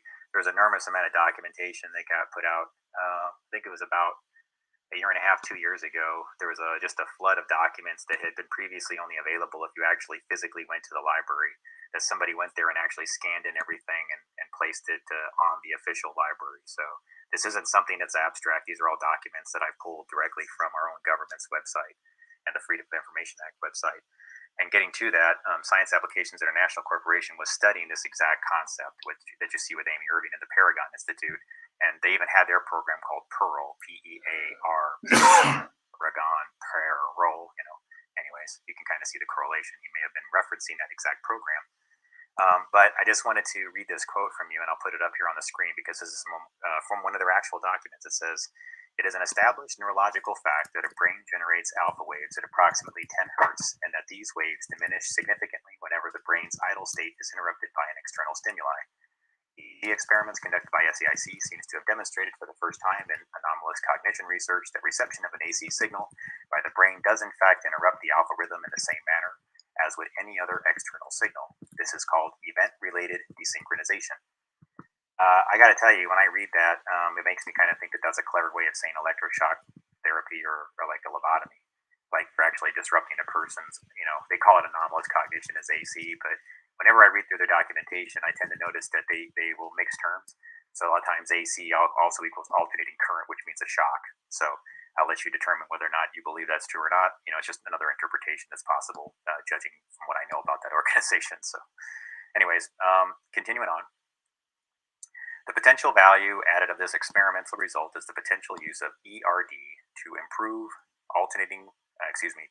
anomalous cognition functioning, analogous to the method in which biofeedback can be used to train a person to alter his physiological responses. So, getting back to that, they're basically telling you that you're measuring this brainwave at this certain amount of hertz, and that if you interrupt that signal with a certain amount of hertz, that you can throw them off their thought pattern. It's called event-related desynchronization. So you actually do something that's almost like saying boo, for lack of a better term. That's effectively what event-related desynchronization is. It's a way of either introducing a shock in the sense of a behavioral shock or an actual literal electrical shock. In either case, they both generate electricity. You understand? So if even a person's like shocked, whether they're frightened, come out as nowhere and say boo, that generates a spike in electricity. You see, so it's all sort of true at the same time. You understand? You'll actually have a millivolt or type signal that's generated from that if you were to measure it with an EEG headset on. So again, these are the kind of things that I'm interested in studying. Having somebody watch like a scary movie or having somebody surprise them while they're wearing an EEG headset. What type of energy is generated from POR and DOR spectrum? What kind of electrical signals are generated when you feel incredibly happy, when you feel ecstatic, when you feel in love, when you feel in lust, whatever those things are. These are all relevant because these are all things that generate electrical signals and alpha waves, beta waves, gamma waves, all these things. And since we know that that's transferable to actual electricity, it's worth discussing because there is such a thing as what's called human piezoelectric energy harvesting that I don't think very many people are aware of, because typically when that term is used, you don't see the word human in there. It's just simply called piezoelectric energy harvesting, which is simply the concept of using vibration, and then like a combination of vibrating signals and kinetic energy and things like that to generate electricity. So, there's something to that in regards to what's being done with some of these experiments and what might be done in controlled environments sometimes to extract energy from people without them even being aware of it. So I thought that's worth noting because it almost seems like this research was kind of out in the open there about 30, 40 years ago. They didn't seem mind talking about it. Then it just sort of just disappeared. And now you only find it in science fiction news shows, at a higher level when it's being discussed there. You'll see it in shows like Fringe or something like that, where it's it's being kept in like the context of science fiction, and then what's available to us, they present it as a toy. It's something that your kid can control this ball or an airplane with or something like that. You see, so it's like these two dynamics sort of make it to where it's not really being taken seriously. So that's all I'm trying to do is like whatever these technologies are, I just like an opportunity to explore this further. Anyways, getting back to that, they also talk about how these anomalous cognition is used in remote observation. So it continues on to say that this experiment demonstrated that changes in the electrical properties of one person's skin could be affected according to the intent of an isolated operator. It indicates that anomalous mental phenomenon can be used to remotely influence biological systems. So again, that gets back to archaeometry. That's remote sensing, but in this case, it's actual remote influence. So that's sort of like a combination of archaeometry, which involves remote viewing, remote sensing of information, but also the manipulation of those data sets potentially, whether it's conscious or unconscious, which would involve some form of psychometry, right? Because remember how when Amy Irving is running that alpha state test, once she reaches a certain level of amplitude in her signal, she's officially reached what's level 6, and that's known as psychometry. So think of that in terms of a parallel to archaeometry informationally. So I guess the thing that I'm a little bit fascinated by right now is I'm wondering is if I'm if there's something about my particular profile of DNA where I integrate with data in a term, in a way that sort of like integrates archaeometry with psychometry. And so, again, I'm just trying to find some ways to do some of these tests for good reasons. I just like to find out a little bit more about some of the strange things that I've experienced because I know they're real just from my own experience. I mean, I have a lot of informational things that I synchronize with that feels very intuitive and psychic in nature, but see, I'm just not inclined to believe in things that are quote unquote paranormal. I'm interested in them, but I don't just believe them. I like to have it be a provable science. You know what I'm saying? So I just like to just get deeper into that with the research is all.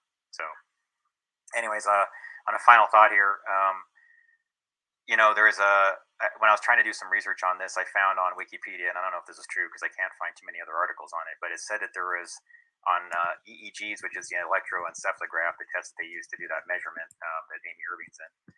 That's a basic form of it. It said that there's been a topic of discussion involving that they had a gelatin in the same room as an EEG and that it disrupted the EEG. And I thought about that a little bit, like what might make that possible. So I kind of looked up, well, what is gelatin? Because I never thought about it. And then I realized that the process of gelatin and jello, what makes gelatin is that they basically just take like fat and bone from all these animals and everything like that, and they just boil it down and condense it into this pattern. And that when it's placed back together, it gels back into this, gel, right? And that's what you eat is jello. So I again, I never think about these things when we eat them, right? But that's what it is. And I thought about that. That's sort of when you really get down to it, it's almost like condensed life. It's bioplasma. It's boiled down into a paste and everything like that, then consumed. It really does sort of have like an energy signature to it. You have to think that it could potentially have an energy signature to it because the same way that the human brain will pass information on from one to the other involving our water frequency, our what our brain waves are, what our amplitude is. You got to think about all these dynamics because they all fit into technology. The same way that you have a radio and a cell phone and it's capable of transmitting a certain amplitude of signal at a certain waveform. Well, our brain is like that too. And the way we communicate between one another, the way we communicate as groups, the way we influence one another, the way we influence groups, all comes back to this technology. It all comes back to human processes. And these human processes are being, effectively, the technology is mimicking our human processes. See, we already function like radios. We already have an amplifier. We already have a waveform. And all a cell phone is doing is it's integrating an amplifier, a waveform, path-to-path communication. You see, these are all things that existed in the human condition prior to the technology existing. It's just something to think about. In the process of that, I think that it would be very valuable for us to understand better, the energy signatures, what types of amplitude and signal levels that people of varying types of moods and aura fields, what type of energy they emit. Because I'd be curious if the person, when they are placed under Kirlian photography or have their aura measured, how does that transfer over to amplitude inside their alpha waves or their beta waves and that kind of thing, you see.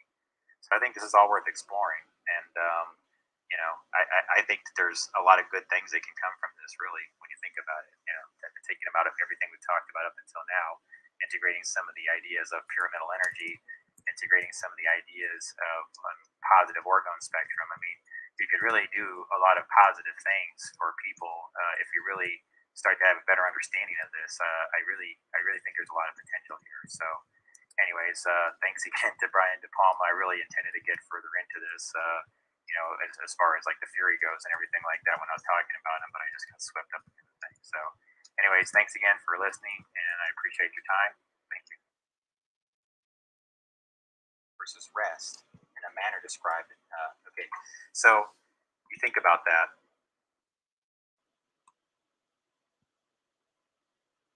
Hang on, folks. Let's get in the next one ready here. All right. Sorry about the noise. All right. There were some good questions in the chat, but I'll try to go over them here. So I was asked during this last presentation, where is it? Okay, so the whole part about event-related desynchronization was on there, and I think if I'm not mistaken, Tina's was asking about does fan noise or other types of interference create event-related desynchronization? And yeah, I mean it can, and I also think that things can be done with things like the fans of HVACs and AC units to re-radiate frequencies that would also brain jam, but it wouldn't be necessary because you can pass data signals through power line, and power line is copper. And then when you integrate smart meters into the mix and you have frequencies that can be transmitted in that way too, yeah, there's a lot of different methods just by hacking the back of the electrical, backdooring the electrical, over amplifying the copper wire. You can re-radiate frequencies, create the reason why I say this, guys, is like I've literally lived places where I was in a place that had a temperate enough climate like Portland, where I just completely stopped using my HVAC or my AC unit, and I powered it off at the breaker level, and I tried to use natural light as much as possible and regular analog, not analog, but regular non energy saving light bulbs when I did need light, things like that, because I just feel like there's too many things that are integrating pulse modulation into the human experience. And we're this constant analog wave. Like we're like the ocean. Humans are like the ocean. Okay. We just keep going and going and going and going forever. That's the human experience. We keep going. We keep creating more people. This will never stop, this cycle, because we're all creating the earth we exist in through the universal plasma field. And that, in my opinion, is you know who. So if it's just a constant never ending process, then anything that pulses that or interferes or stalls or lags that analog waveform is anti-life. In essence, you're saying like, stop. You're telling the ocean wave, stop, stop, stop. Can't move past this. Can't go there, whatever. Like you're always like, boom, boom, boom, boom, boom. And the human body is 60, 70% water. The earth is 60, 70% water. So do you think that correlation exists for no reason? Or are we the earth and the earth is us? If it's all a universal plasma field and it's achieved through the pinging of brainwave and plasma emissions, bioplasma emissions that integrate, we form the 3D spectrum by what hits the pineal gland and these two energy input outputs. See the triangle? You can see it. Boom, boom, boom. Father, Son, Holy Spirit. Right? It's always there. The Trinity, the Holy Trinity, is also the Trinity of human energy. I'm not trying to replace one with the other. I'm telling you that they're the same concept. If you understand my Trinity of human energy presentations, then the Holy Trinity isn't a far stretch. It just puts it into a different context. But you should be able to understand it if you were raised as Catholic or some other belief system that believes in the Trinity. Then sure, it's the same thing, and it's just another way to communicate it, and it's all what you do with that from there. Anyways, but as far as event-related desynchronizations go, sure. And what would be the point of them? Well, a lot of reasons, but also it disconnects you from the earth grid. And if you're a person that they know manifests reality, and you're like a super delegate of bioenergy, and you have these large emissions that are just like super powerful, you draw in way more synchronicities. You're able to, yeah, I mean, ask anybody, like the people that kind of know that they have this, they don't even get like what they have a bizarrely synchronistic world they live in.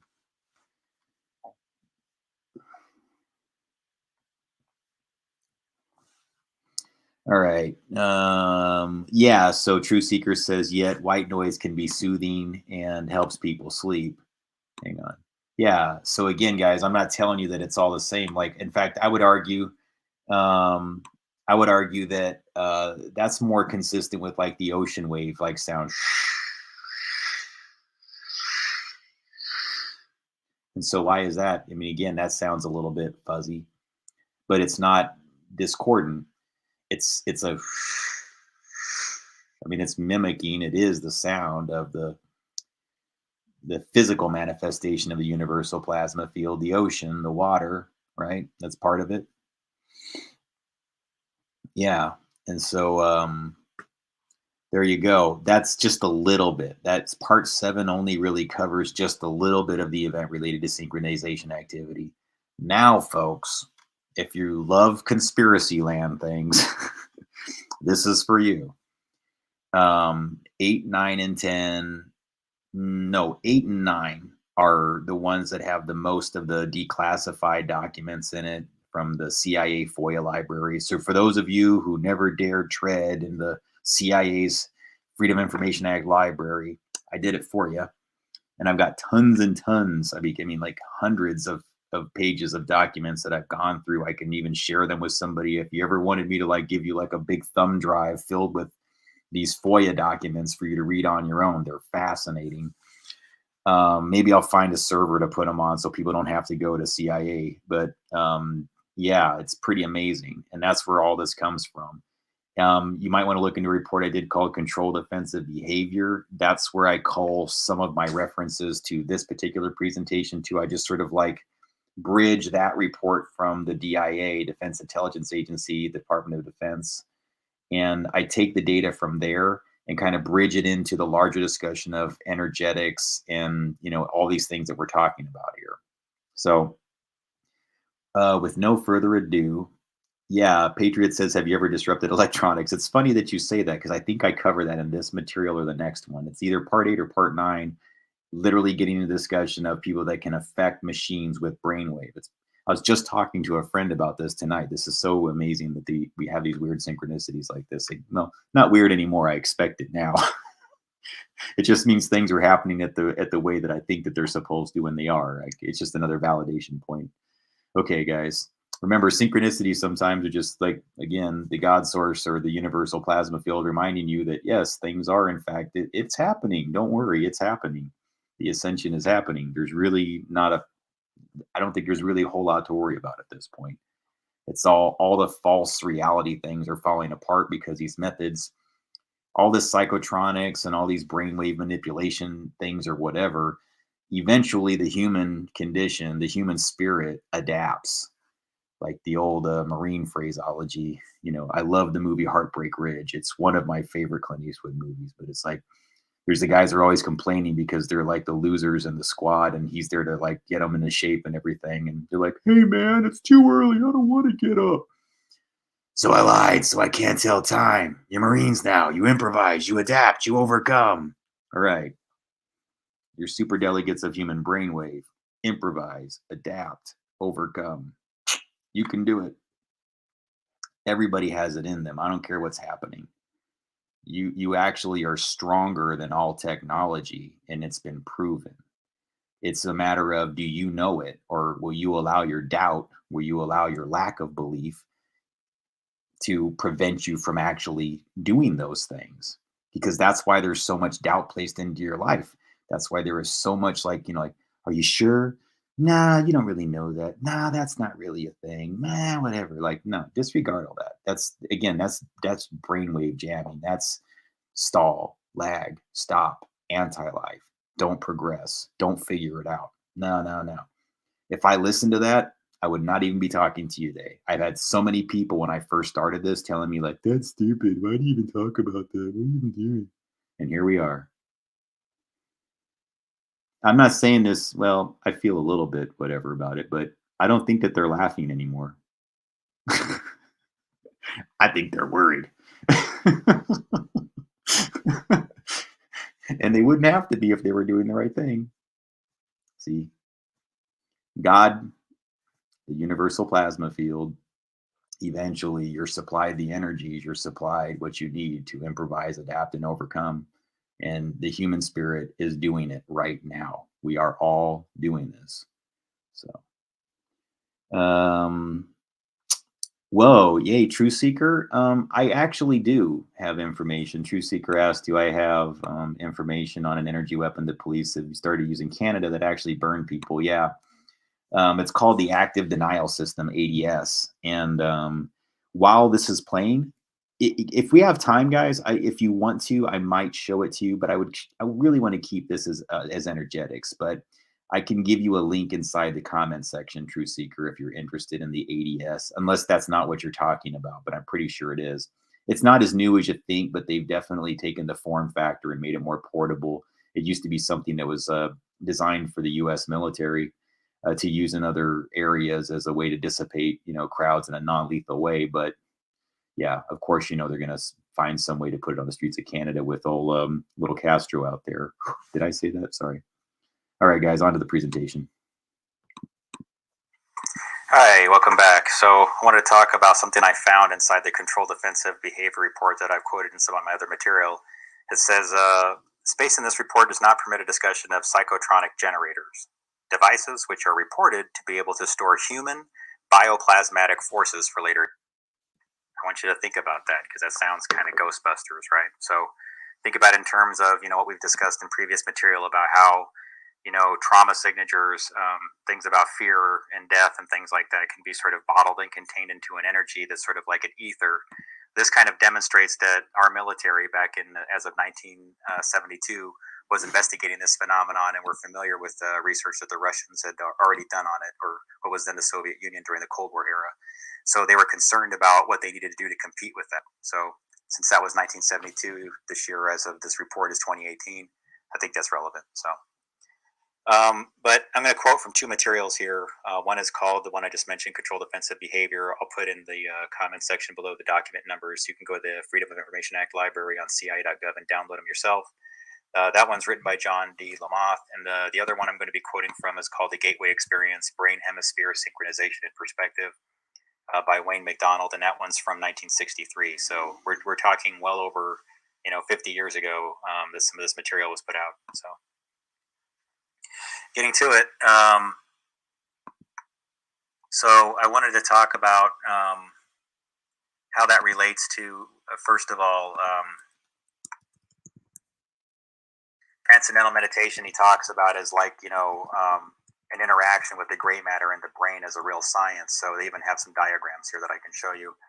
It says that, on the other hand, transcendental meditation works in a distinctly different fashion. In this technique, intense and protracted single-minded concentration on the process of drawing energy up the spinal cord ultimately results in what appears to be creation of acoustical standing waves in the cerebral ventricles, which are then conducted to the gray matter in the cerebral cortex. So you think about what that process involves, right? You're actually kind of talking about sort of like what that Wilhelm Reich diagram with the energy spheres going into the body and then recirculating. How that process it involves like your glandular, your glands inside the center of your body, and there's all pairs of these things going up and down your body, and it all goes right up to the center of your brain where you have the pineal gland at the center. And there isn't a pair of pineal glands; you only have the one, even though you have hemispheres of a brain. So clearly, there's something about how that interaction goes involving transcendental meditation, the pineal gland, and how that relates to biocommunications, or rather how human beings interact with other human beings and using energetic signatures and ELF. And on to that, part 9 of the report says brain stimulation. Bentov's biomedical model shows that this resonance is of considerable importance since it is directly transmitted to and impacts upon the brain. The resulting vibration is received and transmitted into the brain itself via the fluid-filled third and left ventricles located above the brainstem. An electromagnetic pulse is then generated, which stimulates the brain to raise the amplitude and frequency of brainwave output. Just as Dr. Twemlow observed in his research on the effects of the hemisync tapes, also the brain is contained in a tight membrane called the dura, which is in turn cushioned by a thin layer of fluid located between it and the skull. As the coherent resonance produced by the human heart in a state of profound relaxation reaches the fluid layer surrounding the brain, it sets up a rhythmic pattern in which the brain moves up and down approximately 0.005 to 0.010 millimeters in a continuous pattern. The self-reinforcing character of resonant behavior accounts for the body's ability to sustain this movement despite the minimal level of energy involved. In this way, the entire body, based on its own micromotion, functions as a tuned vibrational system, which transfers energy in a range of between 6.8 and 7.5 hertz, and into the Earth's ionospheric cavity, which itself resonates at about 7 to 7.5 hertz. And if you remember from my other material, a hertz is 1 cycle per second. This process, Bentov states, This is occurring at a very long wavelength of about 40,000 kilometers, or just about the perimeter of this planet. In other words, the signal from the movement of the bodies will travel around the world in about 1/7 of a second through the electrostatic field in which we are embedded. Such a long wavelength knows no obstacles, and its strength does not attenuate much over large distances. Naturally, it will go through just about anything: metal, concrete, water, and the fields making up our bodies. It is the ideal medium for conveying a telepathic signal. So that's the science of telepathy. That's the science of the way we have a biochemical interaction in our brain that can actually send out a signal that's measurable and can be received by another operator receiver, right? Which is another human being in this case. Energy entrainment. As the body is turned into a coherent oscillator vibrating in harmony with the surrounding electrostatic medium, the specific exercises, including the gateway tapes, enjoin the participant to build up the energy field surrounding his body, presumably by using energy from the Earth's field, which the body is now entraining because of its ability to resonate with it. The body's energy field into homogeneity with its surrounding environment and promotes movement of the seat of consciousness into the surrounding environment, partly in response to the fact that the two electromagnetic mediums are now a single energy continuum. Thus, the same process which moves the brain into focused coherence at steadily higher levels of frequency and amplitude, so as to entrain analogous frequencies in the universe for data collection, also promotes enhancement of bodily energy levels to a point adequate to permit the subject to experience an out-of-body movement when he is ready to do so. More will be said about this topic later. In addition, by resonating with the Earth's electromagnetic sphere, the human body creates a surprisingly powerful carrier wave to assist the mind in communication activity with another human mind similarly tuned. Okay, so I think what this is really communicating is, when you talk about how you're at a similar frequency in that, roughly 7 hertz range there, and how your brain is operating at a very similar range. By going into alpha states, you're able to sort of mimic that same frequency that the Earth resonates at. See, and so it's sort of a skill to develop that's very valuable to be able to achieve alpha state in that way. And when you do that, basically by connecting to that Earth energy grid that's at a similar frequency, you'll also find other people that are capable of tapping into that frequency at the same hertz level, that are able to communicate with you at that bioplasmatic level. So there's sort of an energy transfer that occurs, and that's pretty interesting because these hertz level waves, they can travel across anything. They don't experience attenuation. They go through everything, and they can travel clear across the globe. And depending on how you perceive things, if we're in an ionosphere and everything's sort of like trapped within this ionosphere, then everything just sort of contained within that and bouncing around in a way, or it just continues to move on, and outward. So it's something to ponder and think about a little bit. The next part here says conscious energy. Before our explanation can proceed any further, it is essential to define the mechanism by which the human mind exercises the function known as consciousness, and describe the way in which that consciousness operates to deduce meaning from the stimuli which it receives. To this, we will first consider the fundamental character of the material world in which we have our physical existence in order to accurately perceive the raw stuff with which our consciousness must work. The first point which needs to be made is that the two terms, matter and energy, tend to be misleading if taken to indicate two distinctly different states of existence in the physical world that we know it.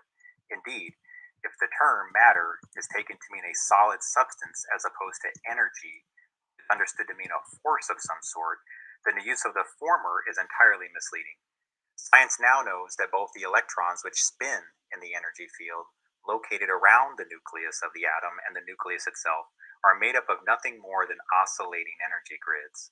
Solid matter, in the strict construction of the term, simply does not exist. You can read through all the numbers there on this. It's pretty interesting. The point to be made is that the entire human being, brain, consciousness, and all, is like the universe which surrounds him, nothing more or less than an extraordinarily complex system of energy fields. The so-called states of matter are actually variances in the state of energy, and human consciousness is a function of the interaction of energy in two opposite states, motion versus rest, in a manner described. Okay, so you think about that. It's states of energy in human consciousness as a function of the interaction of energy in two opposite states. That kind of feeds into the whole orgone matrix that Wilhelm Reich discussed, involving positive orgone radiation and deadly orgone radiation, or what would be considered to be dormant, right? More still or static. Think that through. POR would almost be considered motion, and DOR might be considered rest when you're thinking about this in terms of Wilhelm Reich's research. So I mean, I think it's worth investigating a little bit further based on that premise too, especially since you have math and numbers associated with this in this document. So moving on, it says one of the purposes of this report is to evaluate research in the field of influencing human behavior in order that the U.S. may be in the position to develop certain countermeasures. So that's part of what was driving the whole writing of the Controlled Offensive Behavior report, and I've covered that in some of my other articles, as I mentioned before. But what I thought was interesting about this part of the report in particular was that it says an increase in body temperature decreases the body water level and creates a saltwater imbalance. With a large intake of water but little replacement of sodium chloride, painful spasms of the skeletal and abdominal muscles may develop, as may also faintness, weakness, nausea, and vomiting. So this is what happens with non-ionizing radiation, the type that would be considered weaponized electronic warfare methodologies. They have the effect of basically heating up or changing your body temperature. That was a reference to decreasing, but it can also increase your body temperature as well. So it says that it is believed that the use of temperature manipulation as a technique to influence human behavior is practical. In order to be effective, it would seem necessary to apply this technique to individuals or small groups that are already under one's influence, such as prisoners of war. The application of unnatural temperature in field situations appear to be most difficult. So, wow, yeah. And then they talk about the manipulation of atmospheric conditions, which I think is very relevant to Wilhelm Reich's research as well, since we're talking about that. It says there has been some work reported on the physiological or psychological effects of atmospheric or geophysical parameters. The works referenced here are free world, but there is little doubt that the Soviet Union has investigated similar effects, especially in relation to their space program. The utilization of any of the techniques to alter human behavior by changing atmospheric conditions seems remote for field application. These techniques, like temperature effects, are more suitable for controlled groups or individuals. So that's pretty interesting, right? Because we're talking about bioenergetic weapons, how bioplasma might be feeding into something that is deliverable, right? So it says intermittent exposure to negatively ionized air produces a sedating effect on humans. There are some researchers who believe that positively ionized air causes irritation and anxiety, which is applicable to altering behavior. So again, the weaponizing of ionized air even. This is why we need to be more educated about electronic warfare methods, because you could have people that are serving a more domestic terrorist function that are getting away with a lot of things because they use methods that are very difficult to detect, but have a very strong effect on human behavior and human physiology. It can cause diseases.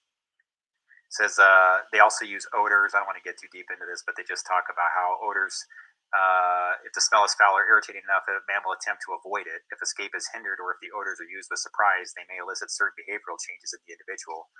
So you see a lot of these people that are doing these types of activities, sometimes involving energetic manipulation, oftentimes are integrating chemicals that have a certain odor to them. And that's an observation I've had as well.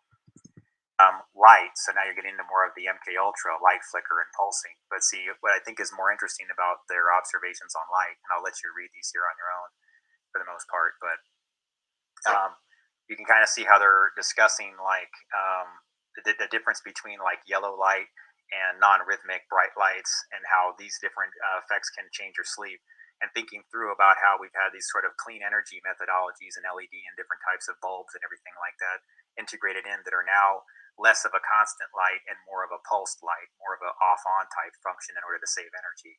And so what they're discussing here is almost like, before we had those things as quote unquote, clean energy things, they were being used more as, methods of to control behavior in human subjects, which would be consistent with things that are about like MK Ultra and things that are similar to that. Sound. So you've probably seen some news lately about sound being used like ultrasonic weapons, like in Cuba, for example, at an embassy. There were reports of that like about a year or two ago. It says sound from one source or another has been used to elicit behavioral changes in every war ever recorded.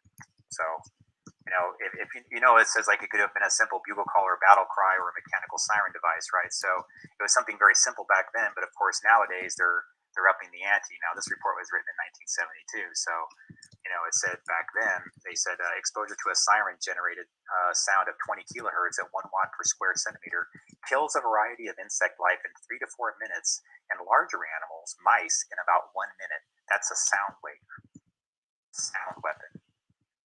Human operators with earplugs experience cool, sizzling sensations in the mouth and an unpleasant tingling in the nasal passages when they hear the siren. And I've experienced things that are similar to this as well, so I can validate that that's a real thing.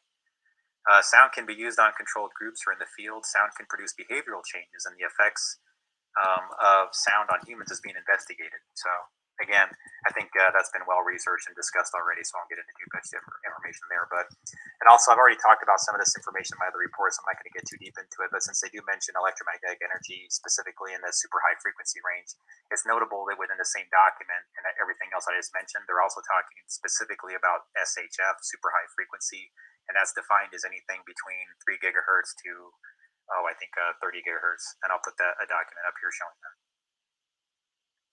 And that would include things like some of the Wi-Fi that you use, so standards and things like that. So that's why that's relevant. And then, getting later into the gateway process documents and things like that, they discuss bioenergetics and biocommunication in more depth. So I wanted to talk about this one in more depth. That we have some more clear, ways of communicating certain terms. So it talks about bioinformation is defined as those phenomenon associated with the obtaining of information through means other than normal sensory channels through extrasensory perception. There are several forms of ESP, including A, telepathy, transmission or reading of thoughts refers to the extrasensory reception of information about the mental processes of others. B, proscopy or precognition. While the above forms appear to differ only in the nature of the object about which information is received, numerous observations indicate that precognitive ESP involves, under certain circumstances, trespassing the barrier of time to obtain information about future events. Paragnosia or clairvoyance refers to the extrasensory reception of information about objective events in the outer world. I think that's pretty relevant too, especially since Science Applications International Corporation called their program PAIR for short, PEAR, Princeton Engineering Anomalous Research. PAIR, so it might have been a code for paragnosia. Bioenergetics is those phenomenon associated with the production of objectively detectable effects through means other than the known energetic influences. Seemingly incredible effects have been reported, such as the movement of distant objects without any detectable use of physical force, telekinesis, anti-gravitational effects, transformations of energy, electromagnetic effects arising without adequate physical cause, and chemical reactions and biological processes occurring through mental concentration, or like PK. So I thought that was pretty interesting.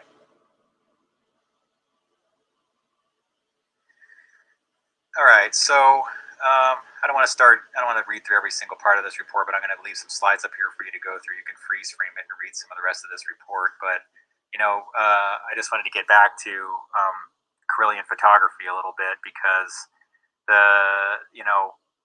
during the Cold War era, they were very, very interested in this topic, and it's sort of like aura photography. So taking a picture of your aura field or your bioenergetic field, your bioplasmatic field. Okay, so I'm just going to read this from the Defense Intelligence Agency report. As mentioned above, the Soviets seem preoccupied with the search for the energy that carries or facilitates telepathy transmission. Is it electromagnetic or not? The search for this unknown energy has led the Soviets to Kirlian photography, named after its inventors Semyon and Valentina Kirlian. The Kirlians developed a technique of photographing with a high-frequency electrical field involving a specially constructed high-frequency spark generator, tuned up and down between 75,000 to 200,000 electrical oscillations per second.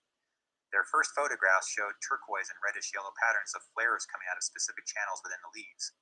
A magnified picture of a finger showed craters of light and flares. By the 1960s, research on bioluminescence revealed by Kirlian photography was going on in many Soviet universities. Perfected techniques of photographing the play of high-frequency currents on humans, plants, and animals, as well as on inanimate matter, have set the Soviets on some striking discoveries about the energetic nature of man. Bioplasma is a term coined by the Soviets for bioluminescent phenomenon or energy. Scientists at the Kazakh State University at Alma-Ata have found that the illnesses tend to show up in advance as a disordered play of flares from the bioplasma long before they manifest in the physical body. According to Ostrander and Schroeder, the Soviets may be attempting to link Kirlian photography with computers, among other things, to instantly analyze the spectra of colors appearing in the varied colored flares from the living body. It is believed if there is any positive basis for Correllian photography in bioplasma body of humans, the Soviets may be closer than is thought on the controlled use of the Apport techniques and the possible astral projection phenomenon. Let's think about that. I don't want to get into astral projection right now, but you should do some research on that. It says they found that by charting acupuncture points, a correlation exists between bioplasma and changes on the surface of the sun. At the exact moment solar flares occur, there are changes in the electrical potential of the skin's acupuncture points. These electrical charges are measured by a toboscope, probably a simple Wheatstone bridge device. In some way, the bioplasma of the body is sensitive to these solar explosions, the instant they occur, even though it takes about 2 days for the cosmic particles to reach the Earth. The most significant use of Correllian photography is in the area of psychokinesis over mind over matter, PK. And so I don't want to read the entire thing, but basically, if you can pause it and read it if you want to. But while they had somebody who was gifted at psychokinesis that could move objects through thoughts, and that they noticed that that their eyes during the apparent movement of objects by PK would be luminescent. There would be bioplasma that would come out from their eyes. And, I mean, talk about that. That's pretty trippy. It said in one test, a raw egg was placed in a salt solution inside a sealed aquarium 6 feet away from somebody with PK potential. Researchers report that she was able to use PK to separate the yolk from the white of the egg.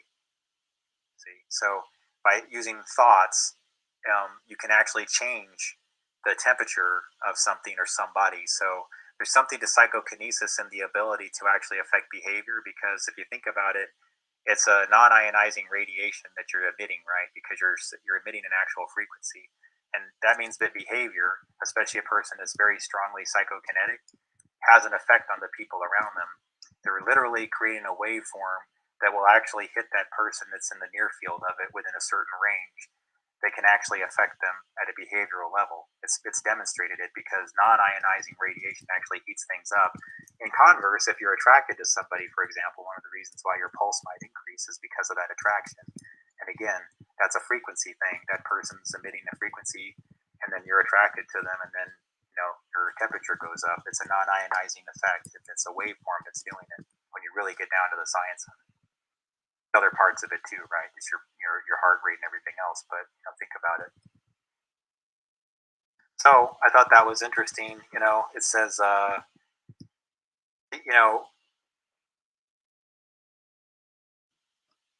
in electromagnetic fields, they went all around her body and all begin to pulse in rhythm whenever she's experiencing something PK.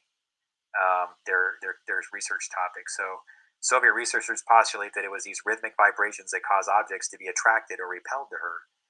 So people that are strongly intuitive, people that have PK ability, people that are gifted within, they have a tendency to be able to emit waveforms that literally can create vibrations in the people around them. So, I'd say that if you have abilities too, then you almost have a higher social responsibility to be a nicer person. Honestly, I mean, this has really made me aware of a lot of things that I wasn't aware of before.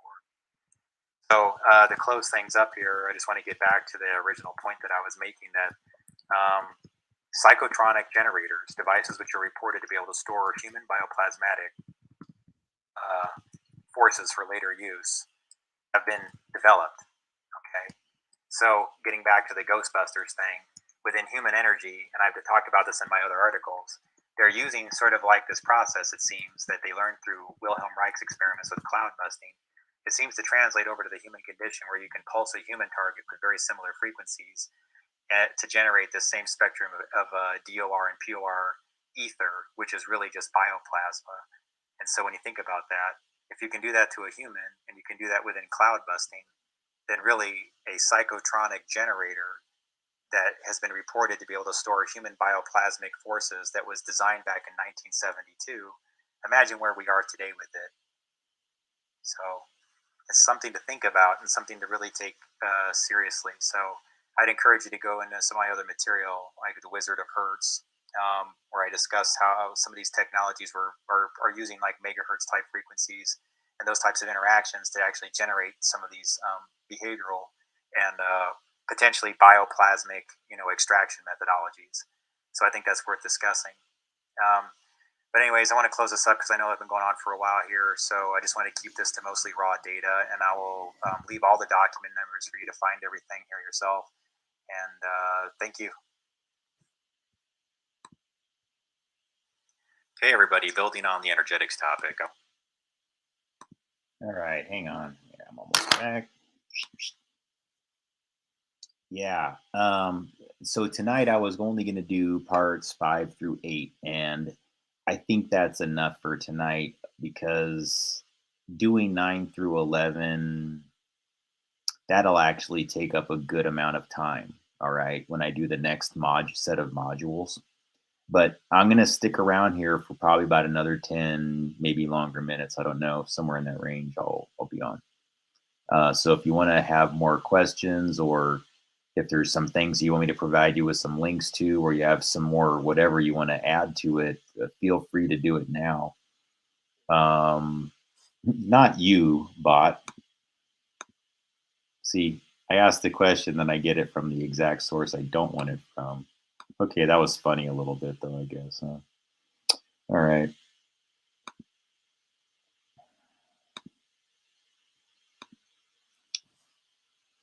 So yeah, does anybody have any anything that they'd like to add, or would you like some other? Well, what I can do actually, the more I think about it, yeah, bizarre timing. I wasn't talking to you, bot.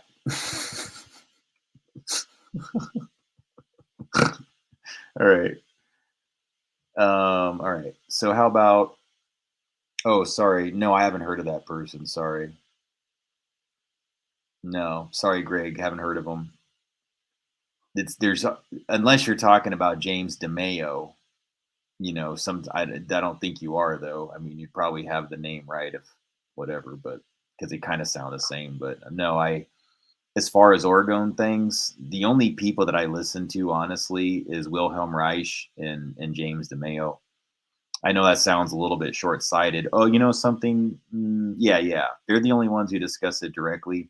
And then I would say beyond that, Eric Dollard. I definitely think that Eric Dollard has some just incredibly amazing material that's kind of in this range, dealing with psychotronics. But mm, he just has a lot of alternative opinions to it. So I try to I haven't listened to him actually, or even followed his material in a long time. Not probably in the last few years, but when I was introduced to it, I did find it very compelling. I also think it's very telling that the guy, just like not a lot of people, um, what do you want to call it? Not a lot of people reference Eric Dollard, and I think that's interesting. And I've also just observed that he's doing extremely good research that should be getting funded at a very high level. I mean, this guy should be. Look, I mean, I think if you're like people like us and you get into this, like you're not looking to be quote rich, and you're not doing it for all the fame. Believe me, this is not the field you would get into if you were looking for all that. It's quite the opposite. It's almost like there's so many different groups that are very powerful that really just don't want anybody knowing this. That yeah, you don't get the alt media gigs. They don't want to talk to you. These things should be fascinating to all of the Joe Rogans and all of the other gatekeepers of whatever. And for whatever reason, we're just kind of out there left straggling, and we're not interviewed or we're not discussed. But they do leave us to interview places like the Basis Project with Miles Johnston, where, again, good, bad, or indifferent about Miles, whenever I go on there, it's Spinville to the umpteenth degree. Not necessarily from him or whatever, but I've had bad and good experiences being on that particular venue. But yeah, the other ones, once I got beyond that, is just I really figured that others would be interested in this and discussing it at this level.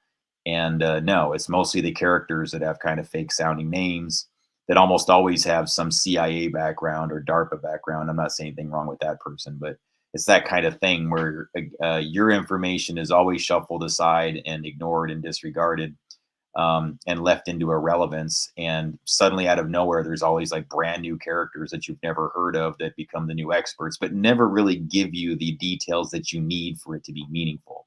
You can listen to them for hours and kind of go like, but did I learn anything? I mean, yeah, I mean, they validated or they might have like a little bit of confirmation bias things might have gone on, but I can't say I'm it's very infrequent that I find myself elevated by a material that I find that's even close to this topic.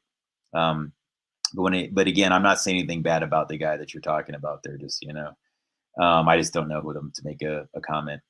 But I will say that I've been very, very fascinated with like Robert Beck, Bob Beck's research. That he's not around anymore. Eric Dollard, I think, is an interesting guy. Psychotronics and whatnot. He knows a lot about earthquake and ELF things. And the other thing, yeah, then Wilhelm Reich and James DeMeo, and that's specific to orgone life energy being studied at a way, way more scientific level. They don't delve into any nonsense or products or crap like that. It's very much about biology. You know, there's a little bit of the psychology surrounding the biological process of how orgone is generated, but and sociological discussions about how it affects large groups too. But yeah, like my material is a little bit different than all of them. So I think I fit like a good puzzle piece in the midst of all of it. I think that in order to understand a lot of guys like James DeMeo, who's at a way higher level than me, or a Wilhelm Reich book, it helps to have something like this. I think it helps to have the material like I do. It's a good 101 and a prerequisite to get people into who can like think beyond me. I think it helps them understand it better, and then they can take it to a whole nother level. Like I can't even do this is good for some people. I think they can take this and run with it and fine tune it or understand it better or point out to me some things that maybe I haven't discovered yet or I haven't thought about yet. So it's really just for that for the most part. Um, yeah, so like the whole decalcifying the pineal gland or promoting pineal gland health thing, how would I know? I guess that's the only thing that I can say. Like the problem I have with all of these people that claim to be able to do all these things and know things about your pineal gland is it almost always translates to something where they recommend to you something that most people would say is toxic, or they'll say like, "Here's a method to declassify your pineal gland," and then it doesn't really do that. I mean, you've probably heard the things like, "Well, cut out fluoride." So filter your water, cut out fluoride. Right away, that should help. I mean, really, in theory, anything that calcifies your pineal gland, I would say would be something that's inorganic to your system that is chemical in nature. And, I would honestly, though, look, one good thing to detoxify your whole system is drinking lots of white tea, green tea, and white tea. Like in the morning, get a good mega dose of it. Not on an empty stomach, though, because if you're like me, it'll make you nauseous if you do too much of the white tea without having some food. But yeah, I would say white tea is very effective at that. It's just like a more concentrated form of the green tea. And one of the brands, I don't like to promote products necessarily, but it's just because I observed a friend of mine had it. I was like, wow, I can't believe you guys are using this. But the Prince of Persia brand in particular is kind of on the cheaper side, and you can get like 100 bags of that white tea and do like a really good detox with it. If you just have like one or two or three, bags a day for a while, maybe that's too much for some people. That might be too heavy, but whatever fits you. And, I'd say that's really good. Oh, please.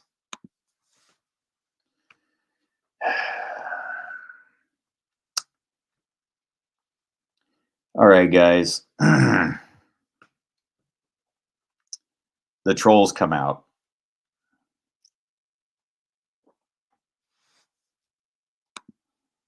Yeah, right. Okay. Again, guys, like I said, when I'm trying to do something meaningful, the dark workers like to arrive. So, but yeah, I'd say white tea, Prince of Persia, things of that nature. What else? Yeah, that's probably your best bet as far as decalcification. Cut out fluoride, cut out what else? Well, one thing that pollutes the and calcifies the pineal gland is negative intention and being around toxic personalities. So that's another thing that's good to have removed from your system and your surrounding.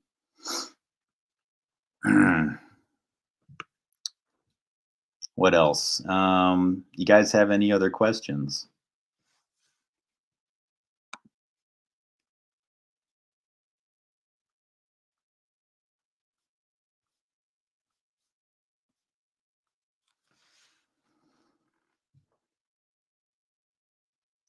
Yeah, guys. So the one thing you got to remember is, and without getting into too much detail, some of the media organizations, specifically ones like CNN and MSNBC, that are like the keepers of these types of technologies and have weaponized on all of us. Well, some of the more famous siblings, how should I say this? Some of the ones that are like at the higher levels, that are like on the nightly news. Sometimes they have lesser siblings out there that are crisis actors and actresses, and I'm going to leave it at that. That'll help you understand like what's going on. I could tell you more in private, but anyways. Um, but yeah, dude, and again, a lot of these folks are raised in some pretty ugly scenarios. And, there's a lot of healing that needs to be done and a lot of trauma that needs to be healed. And at some point, not all of us are equipped or capable of doing that for one another.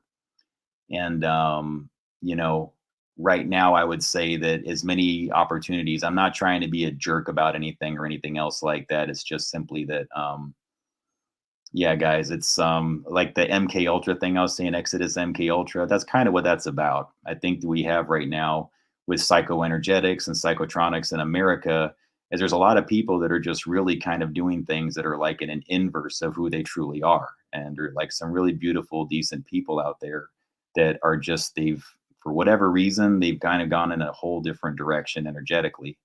And that's part of what motivates me to do this. I've seen really beautiful, remarkable people just lose their personalities, and they just stop being themselves. And when you see that so many times, or you witnessed it, um, you really do want to help try to heal that. But the best thing I can do is this material sometimes, and and if that's all it translates to, and then that's what we got to go with. So, but yeah, guys, and again, I want to let you all know, like, I really appreciate you, and I really appreciate everybody that's been helping out and supporting the channel, and whatever it is, and I just want you all to know that if you would like to contribute to the channel, I would greatly appreciate it right now. And you can find all of the details in the comments section below. And that I would really appreciate anybody who can support the channel to help out a little bit if you can. If not, don't worry about it.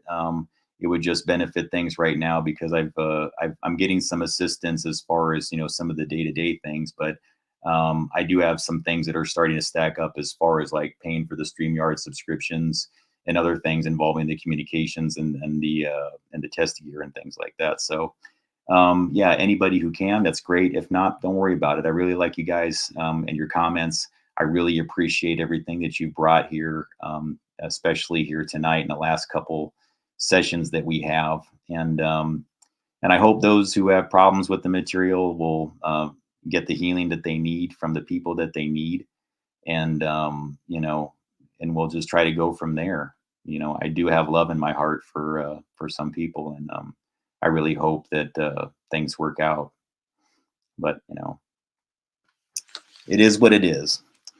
All right, guys. Well, if you don't have any more questions, then I'm going to probably wrap the session up for tonight. I only wanted to do parts 5 through 8, and I'll probably be doing 9 through 11 very soon. So yeah, I know, but hey, whatever, guys. It's well, thank you very much, and everybody, guys. I really do appreciate you joining. And yeah, I gotta shut this one down, I think. But yeah, guys, if you feel like doing that, great. If not, don't worry about it. I really do appreciate it, seriously. And I guess we'll be back with parts 9 through 11, if not tomorrow, very soon. Have a good night. God bless. Thank you.